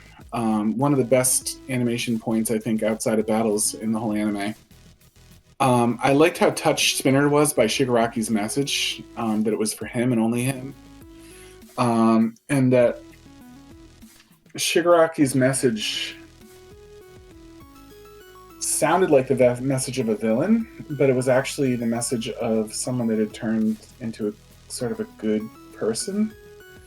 And I think Shigaraki gave him that message because he knew Spinner would do something productive with it, and he did. He decided to write a book, or a comic book, after what Deku said. So I thought that was kind of poetic that Shigaraki sort of used his hero of villains ability in a sneaky way to sort of be the hero of like a hero instead of a villain hero. I wonder when 5 minutes in when Spinner grabs Deku, I wonder if they never clear on it. I wondered if Deku somehow knew that Spinner wouldn't hurt him, or if he was just willing to put himself at Spinner's mercy. I think it's that he knew that Spinner wasn't going to hurt him. I also want to point out, I know that's kind of weird, but at the same time, like Spinner is still kind of in custody. So they probably have some way to subdue him. Because I mean, Deku stopped him from doing whatever that Mushroom Man was about to do to subdue Spinner. And he just let Spinner just rage out a little bit. I don't like, I think it's like Deku probably didn't feel any, killing intent from him. Because it wasn't like Spinner was just kind of just having like a, like I'm upset moment, and Deku let him have it. I mean, for the most part, Spinner was probably the more docile of the group anyway. And everybody else saw that, and because nobody up to the point where Spinner kind of became a threat, nobody really paid much attention to him. He was just kind of there.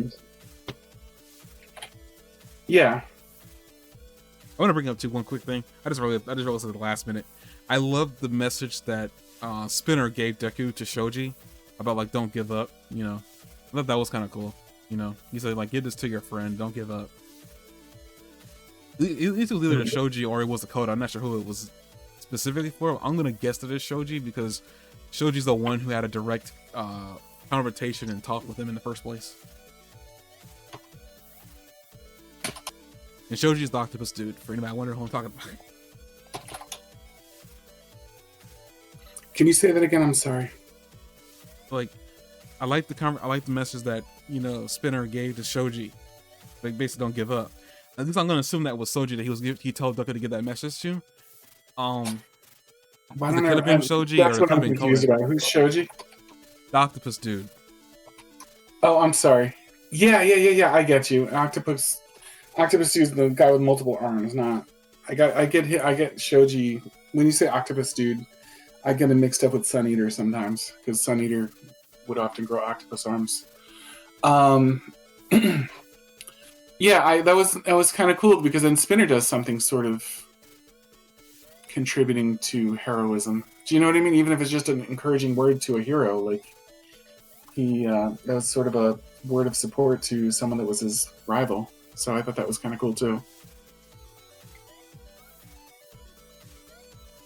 I'm sorry, did I take your whole thing away from you?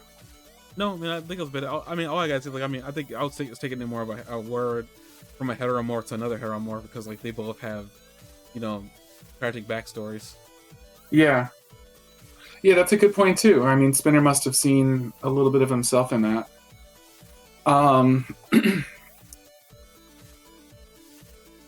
Being a hero is the theme of the entire show, but the last few episodes really turned the word hero on its head.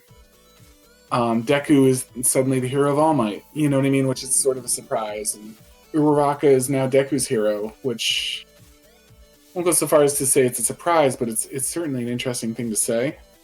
And Shigaraki is Spinner's hero. Do you know what I mean? Like, there was a lot of like moments in the last season where they really, at the beginning of the show, what a hero is very clearly defined and very like a very black and white thing. You know what I mean? Nomus are evil, All Might is good. That bad guys hurt, good guys break things, good guys save things. And the show spends a lot of time like really going into depth exploring that, and like in a lot of its different facets. And the explorations sometimes, like, I felt like for the most part deepen what makes a hero a hero. Like when they touched upon Stain, you know what I mean? And Stain's like, you guys aren't real heroes, and he's like, Deku and All Might are the only ones that are worthy of being called true heroes. And then they kind of explore what sets Deku and All Might apart from the other heroes and why that would make them the more heroic ones. Do you know what I mean? Like, because Stain, like, originally thinks it's just All Might, and then he sees Deku and he goes, no, you're a real hero too. And they discuss, like, the narrative discusses and deepens what, like, the writer's definition of a hero is. And then they go on to Destro and stuff like that, and you see that, like, a hero can be a double agent with Hawks, and a hero can be a little girl with Eri. You know what I mean? That a hero can exist in the heart of, you know, it's not about your powers and what you're capable of doing, it's about what's in your heart, you know. But that all reflects back to the beginning of the story when Deku, quirkless, runs into danger without thinking, you know what I mean? And you see from, like, the narratives of Nana, like, a hero has a smile on their face because they're trying to, you know what I mean? It's not just about preserving law and order. You know, they're not policemen, they're heroes. And one of the differences is that you do it with a smile on your face and you inspire and comfort others as you're doing it. You know what I mean? And that a hero is a feeling and all that stuff. And they go through this whole thing, do you know what I mean? Through the whole series of what it is to be a hero. And, you know what I mean? Endeavor learns how to be a hero, you know, not just an enforcer. And things like that. And other people in the story that perhaps didn't like heroes at one point, like that little boy that with the, you know, can splash people with water. I forget his name, but you know what I mean. The one that Deku saved from Muscular. You know, he's like, oh, heroes are trash, and then Deku shows him, no, this is what a hero is. And every season leading up to this one, I felt like deepened the definition and the facets of what makes a hero a hero. This one turned it on its head. You know, it's like, well, Shigaraki could sort of be a hero, and you know what I mean. And villains have someone that they view as a hero, and for them, you know, what makes a hero is a relative thing. And for Deku, you know what I mean. He's like someone that is your equal, is also has the potential to be a hero. You know, and things like that. And they sort of complicate the idea of a hero a little bit. Not so much that it loses its meaning or that, like, the point of the rest of the show is lost, but it's a direction on the definition of a hero that the rest of the series doesn't really have. Mm-hmm. Does that make sense to you? It did. I'm following. Yeah. Let's see. I already said that. This is just a stupid one, but the idea of Spinner and Shigaraki somewhere playing video games together was, like, struck me as kind of funny. I mean, they've shown this though when they first met. It was like, I know, it's just, could you just picture them, like, getting pissed off and playing, like, Ninja Turtles, Turtles in Time or something like that together? It just, yeah, it's a funny picture. He's like, we like the same video games, and that's how they bonded together and became friends. I mean, I just take that more seriously on my part because this is how I made friends in school. I kind of just, you know, resonated with Spinner there because, like, again, it's the whole idea. I mean, the idea of difference in this show is different than the difference in real life that you have with people. But it's like, to me, it's like, I think they did a good job, like, personifying. I guess if it's something I can say about Spinner, like, I think they did a good job personifying with him difference in not just the physical, but also in his personality. He spent the entire show wondering, like, what he wanted to do, and if he wanted to do anything, only to, you know, find Shigaraki of all people and resonate with him, and then, like, slowly but surely kind of, like, get swept into all the villain nonsense, only for him to realize that maybe he could have been the one to save Shigaraki, but unfortunately wasn't able to, because he got swept up in all the rigmarole that is of you know, being a villain and, you know, thinking that it was too late, and he realized that, you know, too late, ironically, that there was never too late to save his friend. But yeah, I understand what you're talking about. I'm just saying that, you know, for me, it's like, you may find it funny as a visualization. No, I kind of just find that sweet in a really interesting way. Like, you know, Yeah. it's not, you don't see Spinner and Shigaraki interact all that much anyway, only in the past tense. Mhm. You only ever hear that. Shigaraki more than the other. Maybe I know I've maintained this narrative through the entire series as we've watched it, but Shigaraki never struck me as an evil character. He always struck me as a neutral character, like a fanatic that kind of lost his way. And I think Shigaraki in his eyes is not evil. I think he's like fighting back and like trying to make a world where people like him can live. Like maybe a more he couldn't find empathy in his life, so he's going to make people be empathetic. And all along, I've had a lot of sympathy for Shigaraki. I'm sorry, I'm saying Shigaraki. I mean Spinner. All along, I felt a lot of sympathy for Spinner, especially among the League of Villain characters. I know that, like, what's her name? The girl that begins with an H. The girl that was kind of Uraraka's lot rival, the one she tried to save. Oh, Himiko Toga. Toga. Toga, in my eyes, is crazy. Not lost, but crazy. And there's an empathetic thing there somewhere, but she's crazy, in my opinion, not lost. Spinner is lost, in my opinion, and it's a little bit different to me, and I've always had a soft spot for him. I think I can make an argument. Oh. I don't know. So I can see in his eyes like how this lost heroic character would have a hero, and also how important it would be for him to have a friend and for his hero to be his friend too. I understand that. I just want to fight back on Toga's behalf because no one else seems to do it. Nobody. I just think she's crazy. I think she's crazy, and that's the problem. I can't fight the argument that she's crazy, but I think what it is, and it's for me, is like I feel like she's crazy as a result of her surroundings. I feel like Toga is a lost girl in the sense that she was growing up and she was taught that, you know, girls are supposed to act a certain way, and it wasn't exactly said, but I could almost tell within the environment that she was in from her parents, you know, especially her mother, who we heard a lot from in her background for some really dumb reason. We heard from, like, you know, you're not supposed to do it, stop smiling like that, you look creepy and stuff like that, you know, being told, and her friends doing the exact same thing. Her quirk manifested in a really weird way, and unfortunately made her come off as a creep, but in reality it wasn't really her fault. It was just she wanted to, you know, she wanted to share blood, and unfortunately there's no way to make that seem cute. And I think that's the unfortunate bit for her. Because of all that, she was ostracized for her difference. So she had a difference in an interesting way for herself, where, you know, nobody shared her desire, and there's no way to make that people have that desire. And unfortunately, because her desire for blood was so physical, yeah, she would jump somebody, and unfortunately that would make you seem crazy, because it's like, why are you trying to take my blood? What is wrong with you, basically? And her parents thought she was crazy too.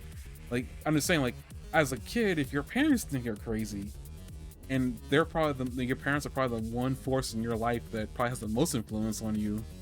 If your own parents think you're crazy and they don't want to be near you, what do you think is going to happen to you when you become able to manifest your own personality? You're going to be crazy. You're going to be insane.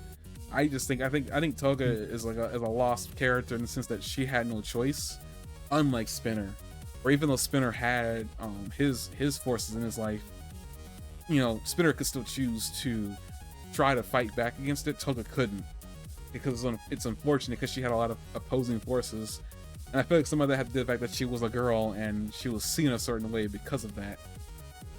Like, it was never stated that was like a part of what was going on with her, but I could honestly sit there and tell you that it probably had something to do with the fact that she had this quirk, she was a girl, and she had to look a certain way, you know, and she definitely looked a certain way for the most part. You know, she always smiled, and even Uraraka told her that her smile was cute. I mean, in the end, when Toga was dying, she asked Uraraka if she was cute.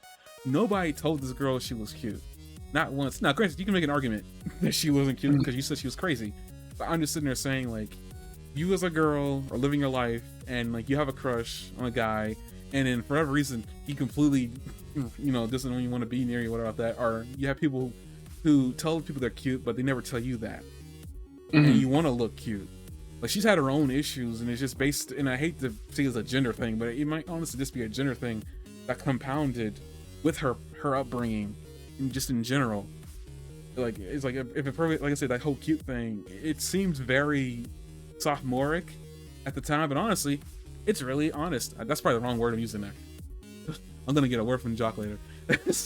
But you're fine. I'm only typing up an essay in the chat right now. Jesus. Just kidding. I'm not gonna be here next week, guys. Just gonna leave. The word ironic is not used. Why would ironic be inappropriate? No, not ironic. I use sophomore, but don't fight me on. Please don't bite me on that one. But I'm just saying, okay.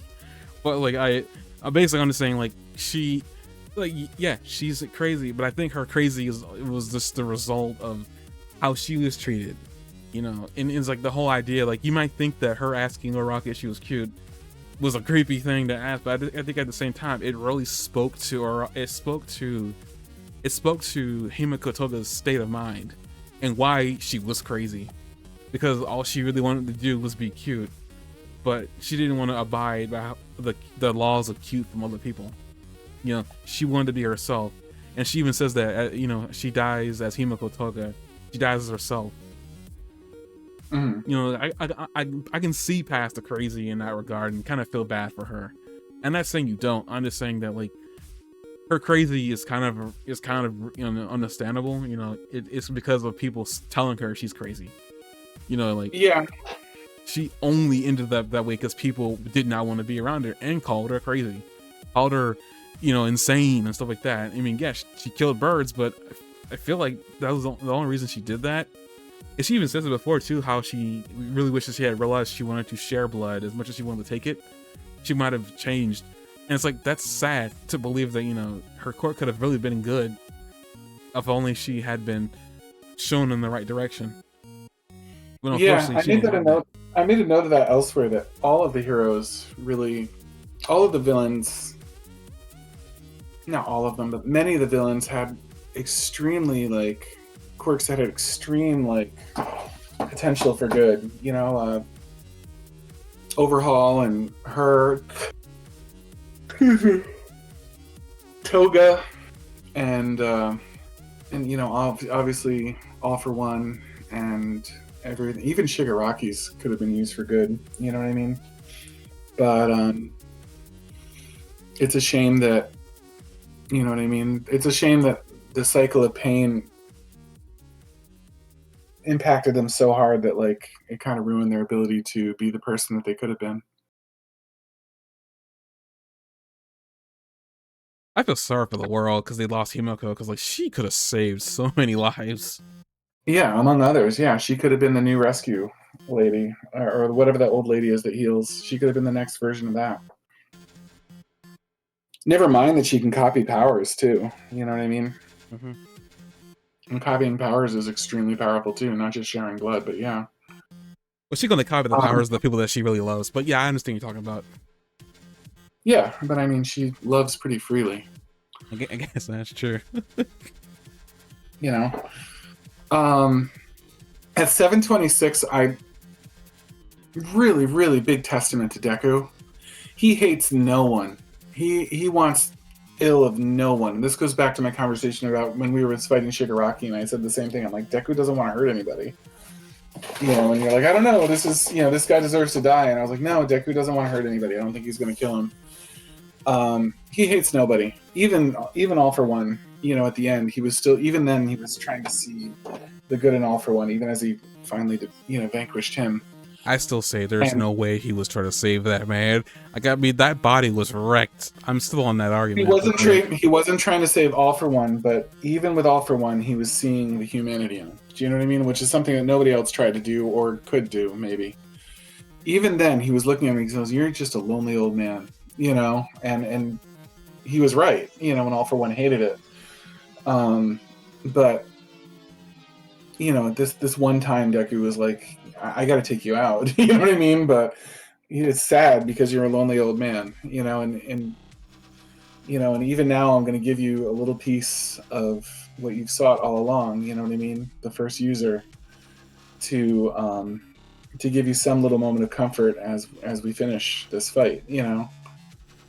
So even then he was being kind to his enemy, and here you see it. Like he has nothing in his eyes, no anger, no malice.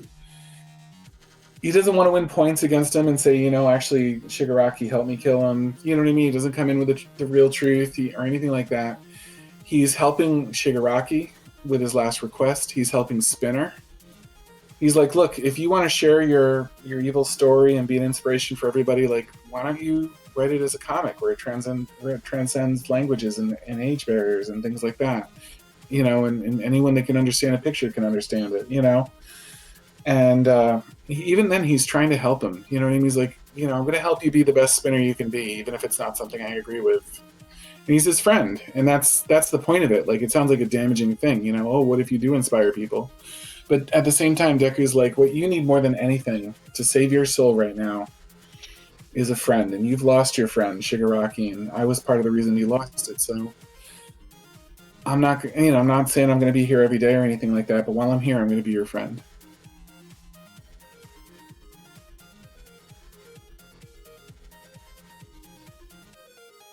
I get you. I understand.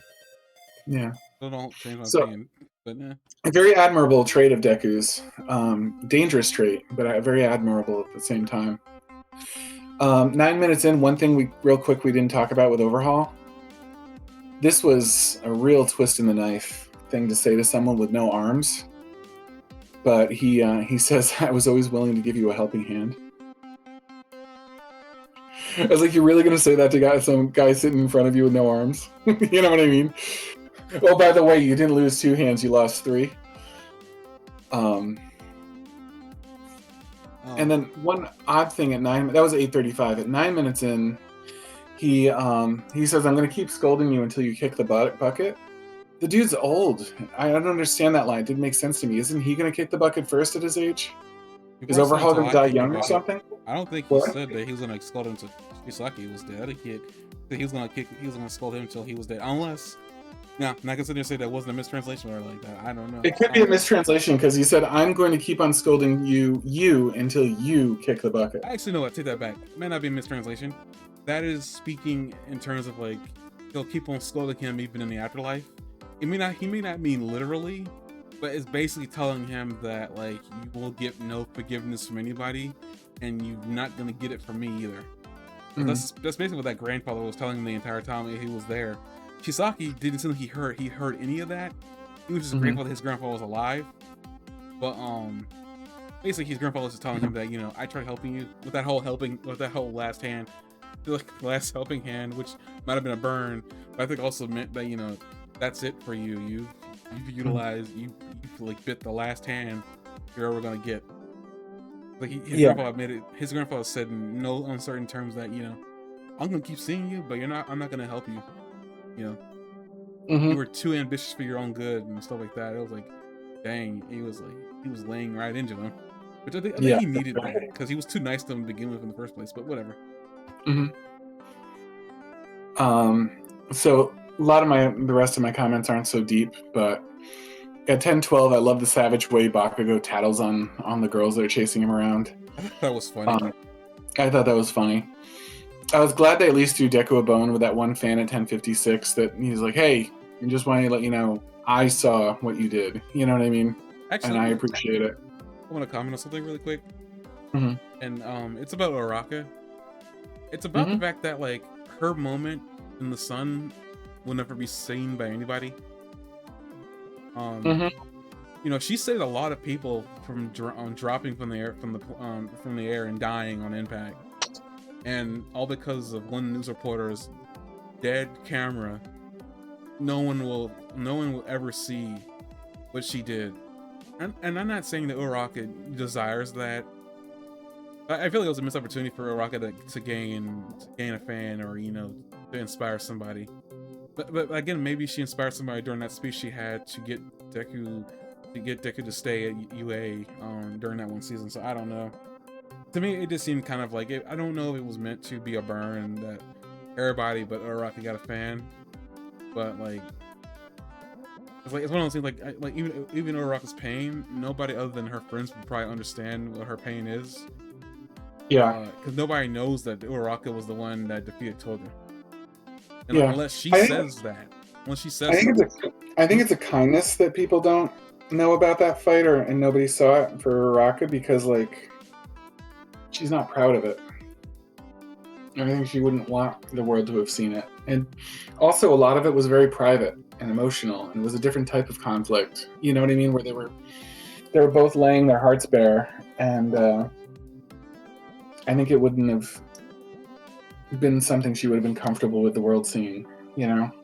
but anybody, I mean, I get that, and I get the person like it's not like anybody would have heard her, because I feel like to me would have been more important not her conflict with Toga, what she did after. Like the fact that like not only did Uraraka's quirk awaken, it saved so many people. Like I don't think that's something that should be like sneezed at. Like she did all she wanted to do and more in that one moment. Regardless of like with the conflict, I don't even want to talk about the conflict with her and Toga. I understand that probably for Mhm. her, she does not want that to be because like she doesn't want to be patted on the back for that.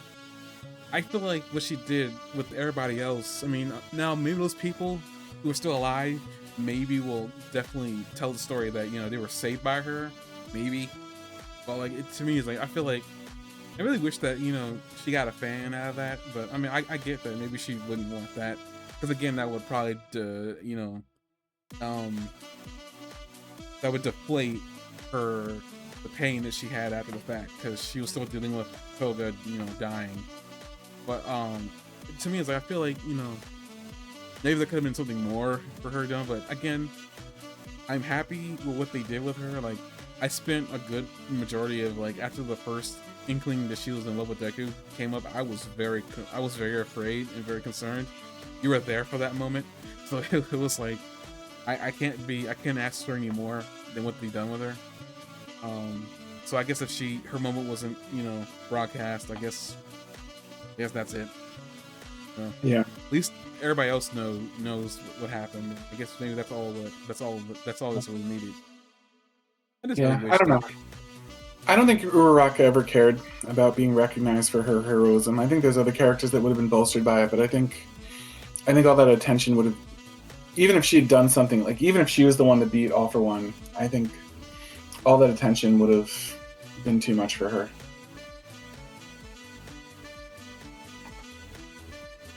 I don't know. I think she could have dealt with it. I mean, and she could have easily just told people like she could have floated away. It was not like they can keep her there. She can just like float away and then keep moving. It's like I think a really good example of this is when she picked up the megaphone and shouted out to defend Deku. And I think the fact that one of the touching things about that is that her taking center stage and standing up like that is so difficult for her character. Do you know what I mean? That she was like doing something that was really challenging and difficult for her character because she cared about Deku so much. And I think that is the same person that, you know what I mean? And when she was like basically shouting, "Look at him," you know what I mean? Not like drawing attention to herself. But I think that like that piece of her character is the same piece of her character that wouldn't want everybody staring at her or like giving her too much attention. I think individually, one at a time, I think she's very open to attention, but I think everybody at the same time would be too much for her. now I get what you're saying. I mean, I know this is all part of her character about being selfless. I'm gonna stop saying selfless to self-denial. At the same time, it's kind of denying herself a little bit because like even with the, I keep bringing up like how her crush was kind of concerning to me. But even after the fact, like as they wrote into the crush storyline of like she did not want to tell Deku this because she didn't want to take his attention away from what he was doing. She thought that was more important than him knowing that she loved him. And I thought that was interesting and weird at the time because I wasn't thinking about that being selfless. Looking back on it now, that was definitely a real selfless thing because she was denying herself of something that she wanted. And while I understand that's a part of her character, and it's like That's really detrimental. Like, you're talking about bad character traits. Like, that is a character trait that I wouldn't wish on my worst enemy. 'Cause, like, Yeah. while it sounds cool on the top portion, that can lead to a lot of health issues later on. And it's like, Mhm. and I feel that concerns me as she gets older. Like, I guess in granted, parts of that book I saw, she does end a relationship with Deku. So at some point, she does tell him. Um, Granted, also there's also those people that are her friends that kind of out her, trying to be funny. But like, I don't know if Deku took that seriously or not. We never really know because like he just kind of looks at them and looks at Uraraka and then she blushes and floats away. So like, none of that ever gets like dealt with like, in terms of like when that does come out and then Deku's in earshot. But again, I really kind of wish she would have gotten a reward of some sort. I'm not saying she wanted one. I just feel like at that point she had done enough that something good for her should have came out of it. But I mean, again, I can't ask someone what they done. Like, I mean, this is like, if anything, if I had to say anything, this was probably the best way they could have ended it. If they didn't want Uraraka to, you know, really gain anything, but also they didn't take anything from her either as a result. Yeah. So it's like this was probably the best plateau I could ask for with her writing. You know, as I'm complaining and finding small things to nitpick about what happened with her thought, at the end of the day, it's like those don't mean much. You know, I will look back on this show fondly, and she'll be one of those moments that I will look back fondly on. Yeah. Same thing with Deku. I will look back on this show, and Deku's moments will also be something I look back fondly on. Yeah. Mm. You had something important to say earlier, and I kind of derailed you with the Rock. I'm sorry. What were you saying? Oh, it's way gone out of my brain at this point. Sorry. Dang it, no, I feel bad. That's all right. At 11:15, this is a question for you. What is they do that heartbeat noise a few times, and at 11:15 he says this pain.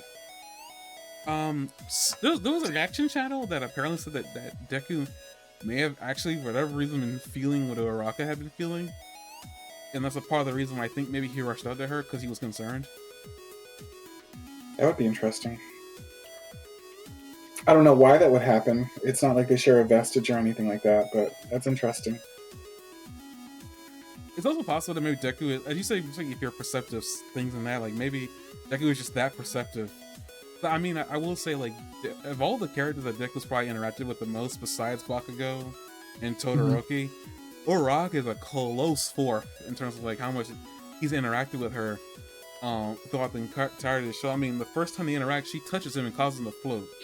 Not that I'm saying that her touching him give them a connection. I'm just saying that, like, as for anybody he would probably be that perceptive about, Uraraka would probably be one of them, because I mean he was taking notice of her in the last episode. You brought up that, you know, she was off on her own and he just happened to be paying attention to her, or somebody said that, but you know, he happened to be paying attention to her and didn't want to pry into what was bothering her. It's possible that, you know, again, Deku was just perceptive and he could feel in his heart that something was wrong with her. And it sounded like he probably wanted to talk to her anyway because they had the conversation before the war. So, you know, it all just like lined up. I think maybe that was what the heartbeat was. It's just like, it was like him having his heartbeat of like, you know, what happened with him and Shigaraki, and then he knew that she wanted to talk to Toga.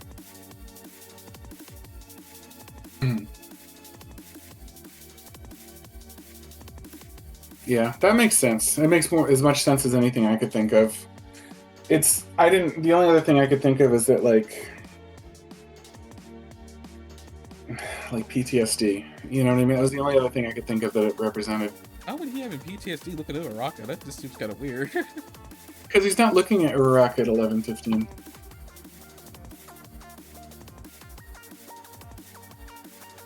Oh, okay.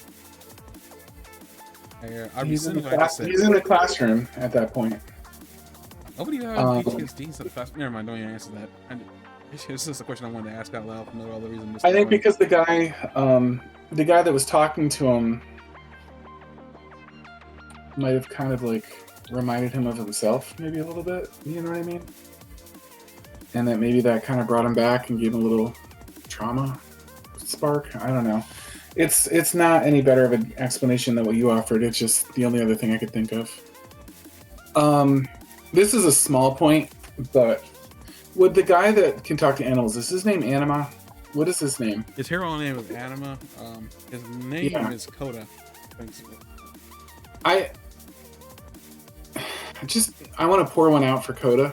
I don't like him that much as a character, but he's like the Flash in DC. Like the Flash in DC always has a fantastic power, and it's always downplayed. And like I always feel like they do the Flash dirty, and I feel like they do Anima dirty too. And just at 12:53, they show Anima like freaking like just carrying a rock or something. I forget exactly what he was doing. Just something very mundane. And I looked at that and I was like, okay, but like, why is he not like using animals? You know, like why isn't there an army of animals helping him right now to do this work?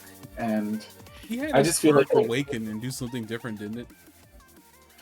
but he's not using his quirk at all, and his quirk is certainly something that I felt like could have been useful here. You know what I mean? I was just like, I thought they could have. Yeah, he's just throwing a bag. He's carrying a bag or something under each arm. But like, I feel like they did him a little dirty in this series. He never really was able to given a chance to go all out, or even like use his quirk in a very mediocre way for the most part. I mean, there was a couple moments, but like not enough where I felt like they did him justice. So I just wanted to pour one out for Anima for a minute. For the most part, he was just shy, but yeah, I get what you mean. Shy is one thing, but like right now he's doing work, and Shy doesn't really come into play, and he could have an army of whatever's helping to carry things, you know, or doing literally anything useful. You know what I mean? So like an army of whatever animal you want is going to be useful more than like you just walking around carrying big sacks under each arm.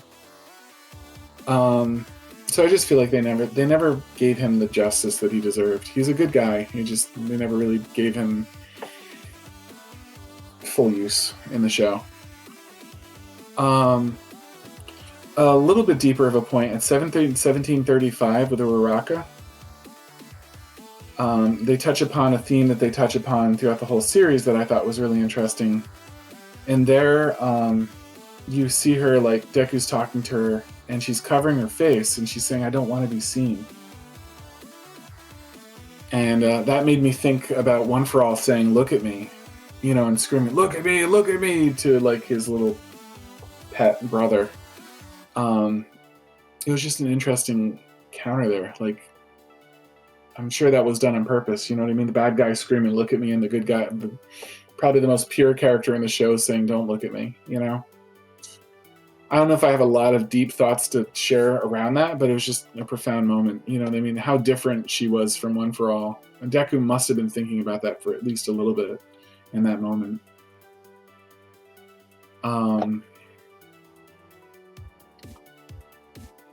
Let's see.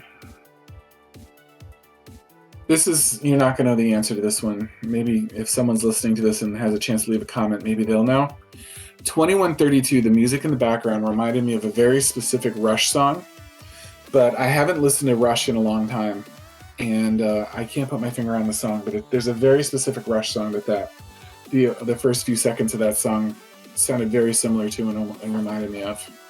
I have a friend that is a gigantic Rush fan, and he's the reason I listen to Rush at all. And I'd love to share it with him, but he doesn't have a Crunchyroll subscription, so I wouldn't be able to easily get it to him. But it's definitely felt like it was inspired by a Rush song. Do you know who Rush is? Even, I'm sorry if you don't. Some band. And this is like where I said, I don't know if he was aware or even listens to Rush. It's a progressive rock band. It was a pretty big progressive rock band back in the day.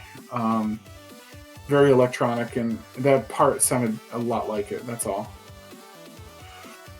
You're right. He's in Japan, and there's a really good chance he's not familiar with it. But I noticed that it was really similar. I say that, but then my character, that villain, I forgot his name, the dude who could turn inanimate objects animate. he was a Gorillaz Yeah. reference. So I was like, apparently, you know, I could be all wrong, and maybe Jiro is a Rush reference, which is kind of weird because I feel like if she was like, they would have made like more clear. Mhm. Whatever. So then diving into the preview as we hit 12:05. At first, I don't know if this was an intentional parallel at all, but at first the dude at 23:30 looked like a Eraserhead to me. And I was trying to figure out. It's clear he's not Eraserhead, but he has the red eyes and he has the bandages over his face, and he has the shaggy black hair, and he's a white guy. You know what I mean? Stuff like that. But that plus the black fog that forms around his fingers made me wonder if he was Korigiri. And that Bakugo didn't kill him.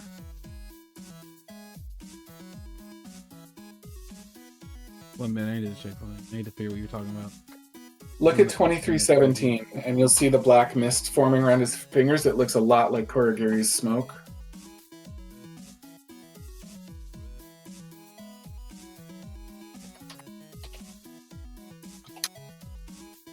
You know the kid with the black fingers? Yeah. I think that was just showing that there was a threat. The next threat was already on the... Possibly the next threat's already on there.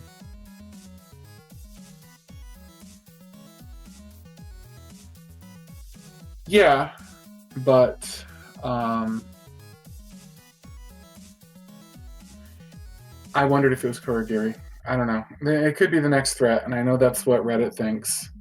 But there was a little piece of me that wondered if that might be Korigiri. I don't know how much you want that to be, but I could have sworn I read somewhere I don't on Twitter. want it to be, but it's the animation looks similar, and like I said, they kind of brought Aizawa to mind, like with like the motif and everything. And it would be nice if Korigiri didn't die because Bakugo killed him. I think that would be interesting. It was that he was dead, right? You know, the manga reader said he was dead. Yeah, the manga did. And then there was something about him being the only one. Why just me? Why just me? Out of the three friends, he's the only one that had that terrible fate. So, I mean, why just me sort of fit the narrative a little tiny bit? But it could certainly be something that has nothing to do with that. But my best guess was Korigiri. I mean, probably when I'm saying that can't be Kurogiri, is that Kurogiri had blue hair. Kurogiri had blue, fiery stuff where his hair was, yeah. But I didn't know if like depowered Kurogiri actually had black hair in the same way that Invisible Girl actually has features. I mean, no, when Kurogiri was human, that little kid, no, his hair was his hair. That what you're considering fire, that was his hair. Oh yeah, that was literally his hairstyle. Like that was just his hairstyle. No, maybe you're right. I don't know. It's just how that struck me. If Kurogiri, yeah, I think you're right. The wiki says he's dead, but wait, if that would be why would Kurogiri be a child? That looks like a child. That doesn't look like a grown man. Well, correction. I know Kurogiri wasn't a grown man. Kurogiri was like. Well, Kurogiri was created from the corpse of the guy, so the corpse. I imagine that it doesn't age later.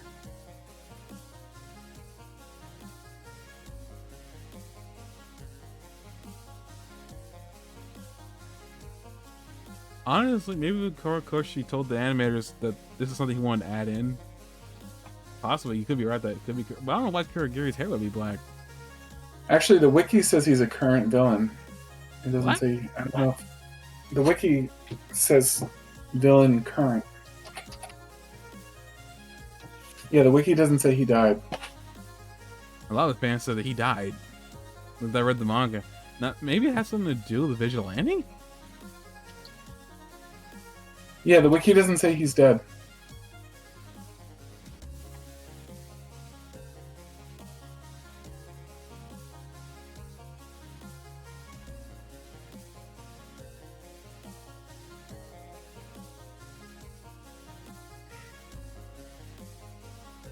You're right about the hair, but other than that, my interpretation holds up okay.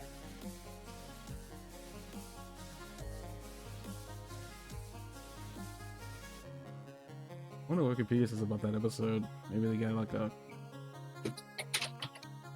It's also, I mean, it's also very possible that it hasn't updated since the Bakugo fight, you know, or something like that. But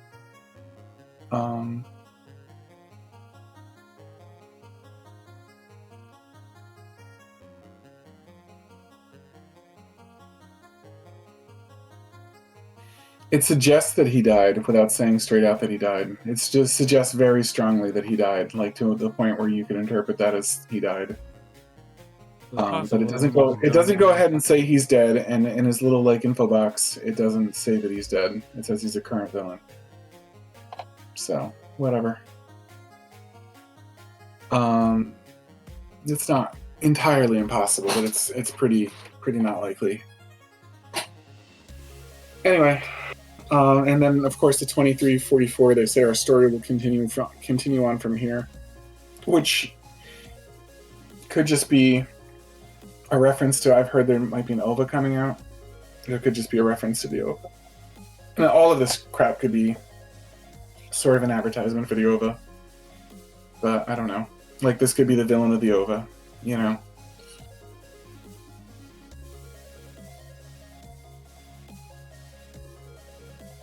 I didn't hear anything about original video animation.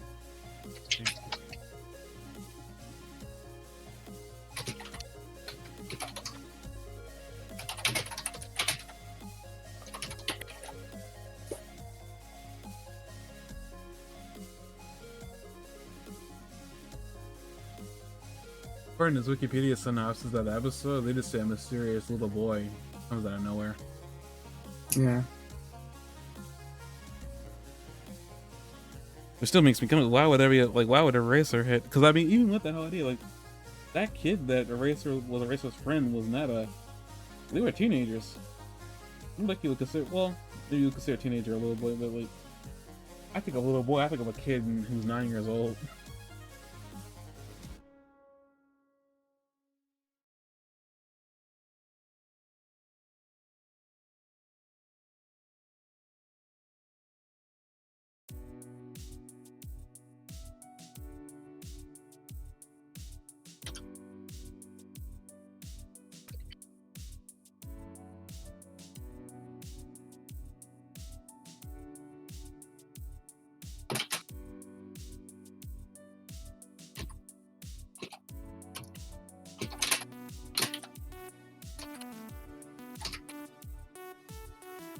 I just looked up at Kurogiri is dead.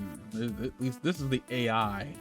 This isn't anything. It's just, yes, Kurogiri is definitely dead in the My Hero Academia manga's final arc, having been killed by Bakugo to stop him from protecting Shigaraki, ending his existence as a Nomu in a tragic vessel for Ouroboros Shirakumo. While some fans felt his end was abrupt, his final act was protecting Shigaraki, fulfilling his purpose before finally fading away, bringing closure to Aizawa and Mike.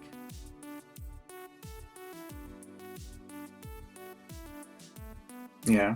Tragic end. His death signifies the end of the remnants of Ouroboros, finally freeing him from his existence as a mindless servant. So the resolution was criticized by some fans.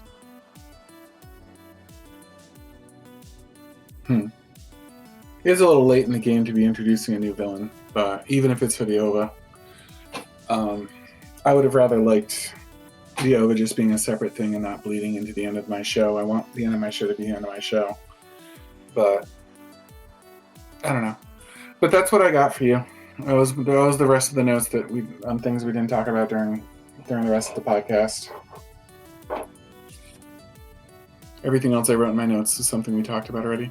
The only other thing I had was that I thought Hawks' new role fit him really well. I think Hawks in the series, while he had a great superpower, most of his purpose was like more like intelligence and tactical stuff. And I thought that he wasn't very diminished with the loss of his powers. I have a feeling he's going to be just as effective without his powers as he was before. I agree with you. I'm looking for whatever like they teased that this studio had an announcement. I don't really know. My Hero Academia studio new announcement hints at a major twist for the anime.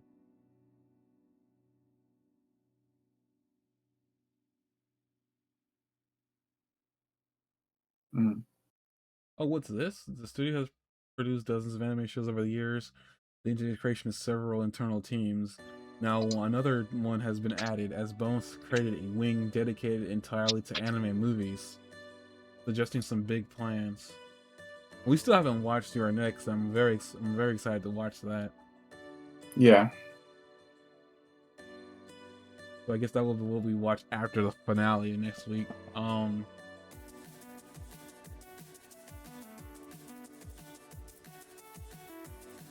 That sounds like maybe what I initially thought was one of my thoughts was like maybe the announcement is like maybe because again as we quickly end up here, one of my thoughts is like, well, this show is still ripe for stories. They don't necessarily need to write an entirely new story arc to continue from the manga. They could just make, if what Horikoshi wants to, could take a character and make a movie around them. You know, it's one of those that he could easily do. He could even make a movie about like Deku and as normal 4 hero, who knows? But so there's, I guess there are still some ripe stories that he could make if he wants to, if he wanted to.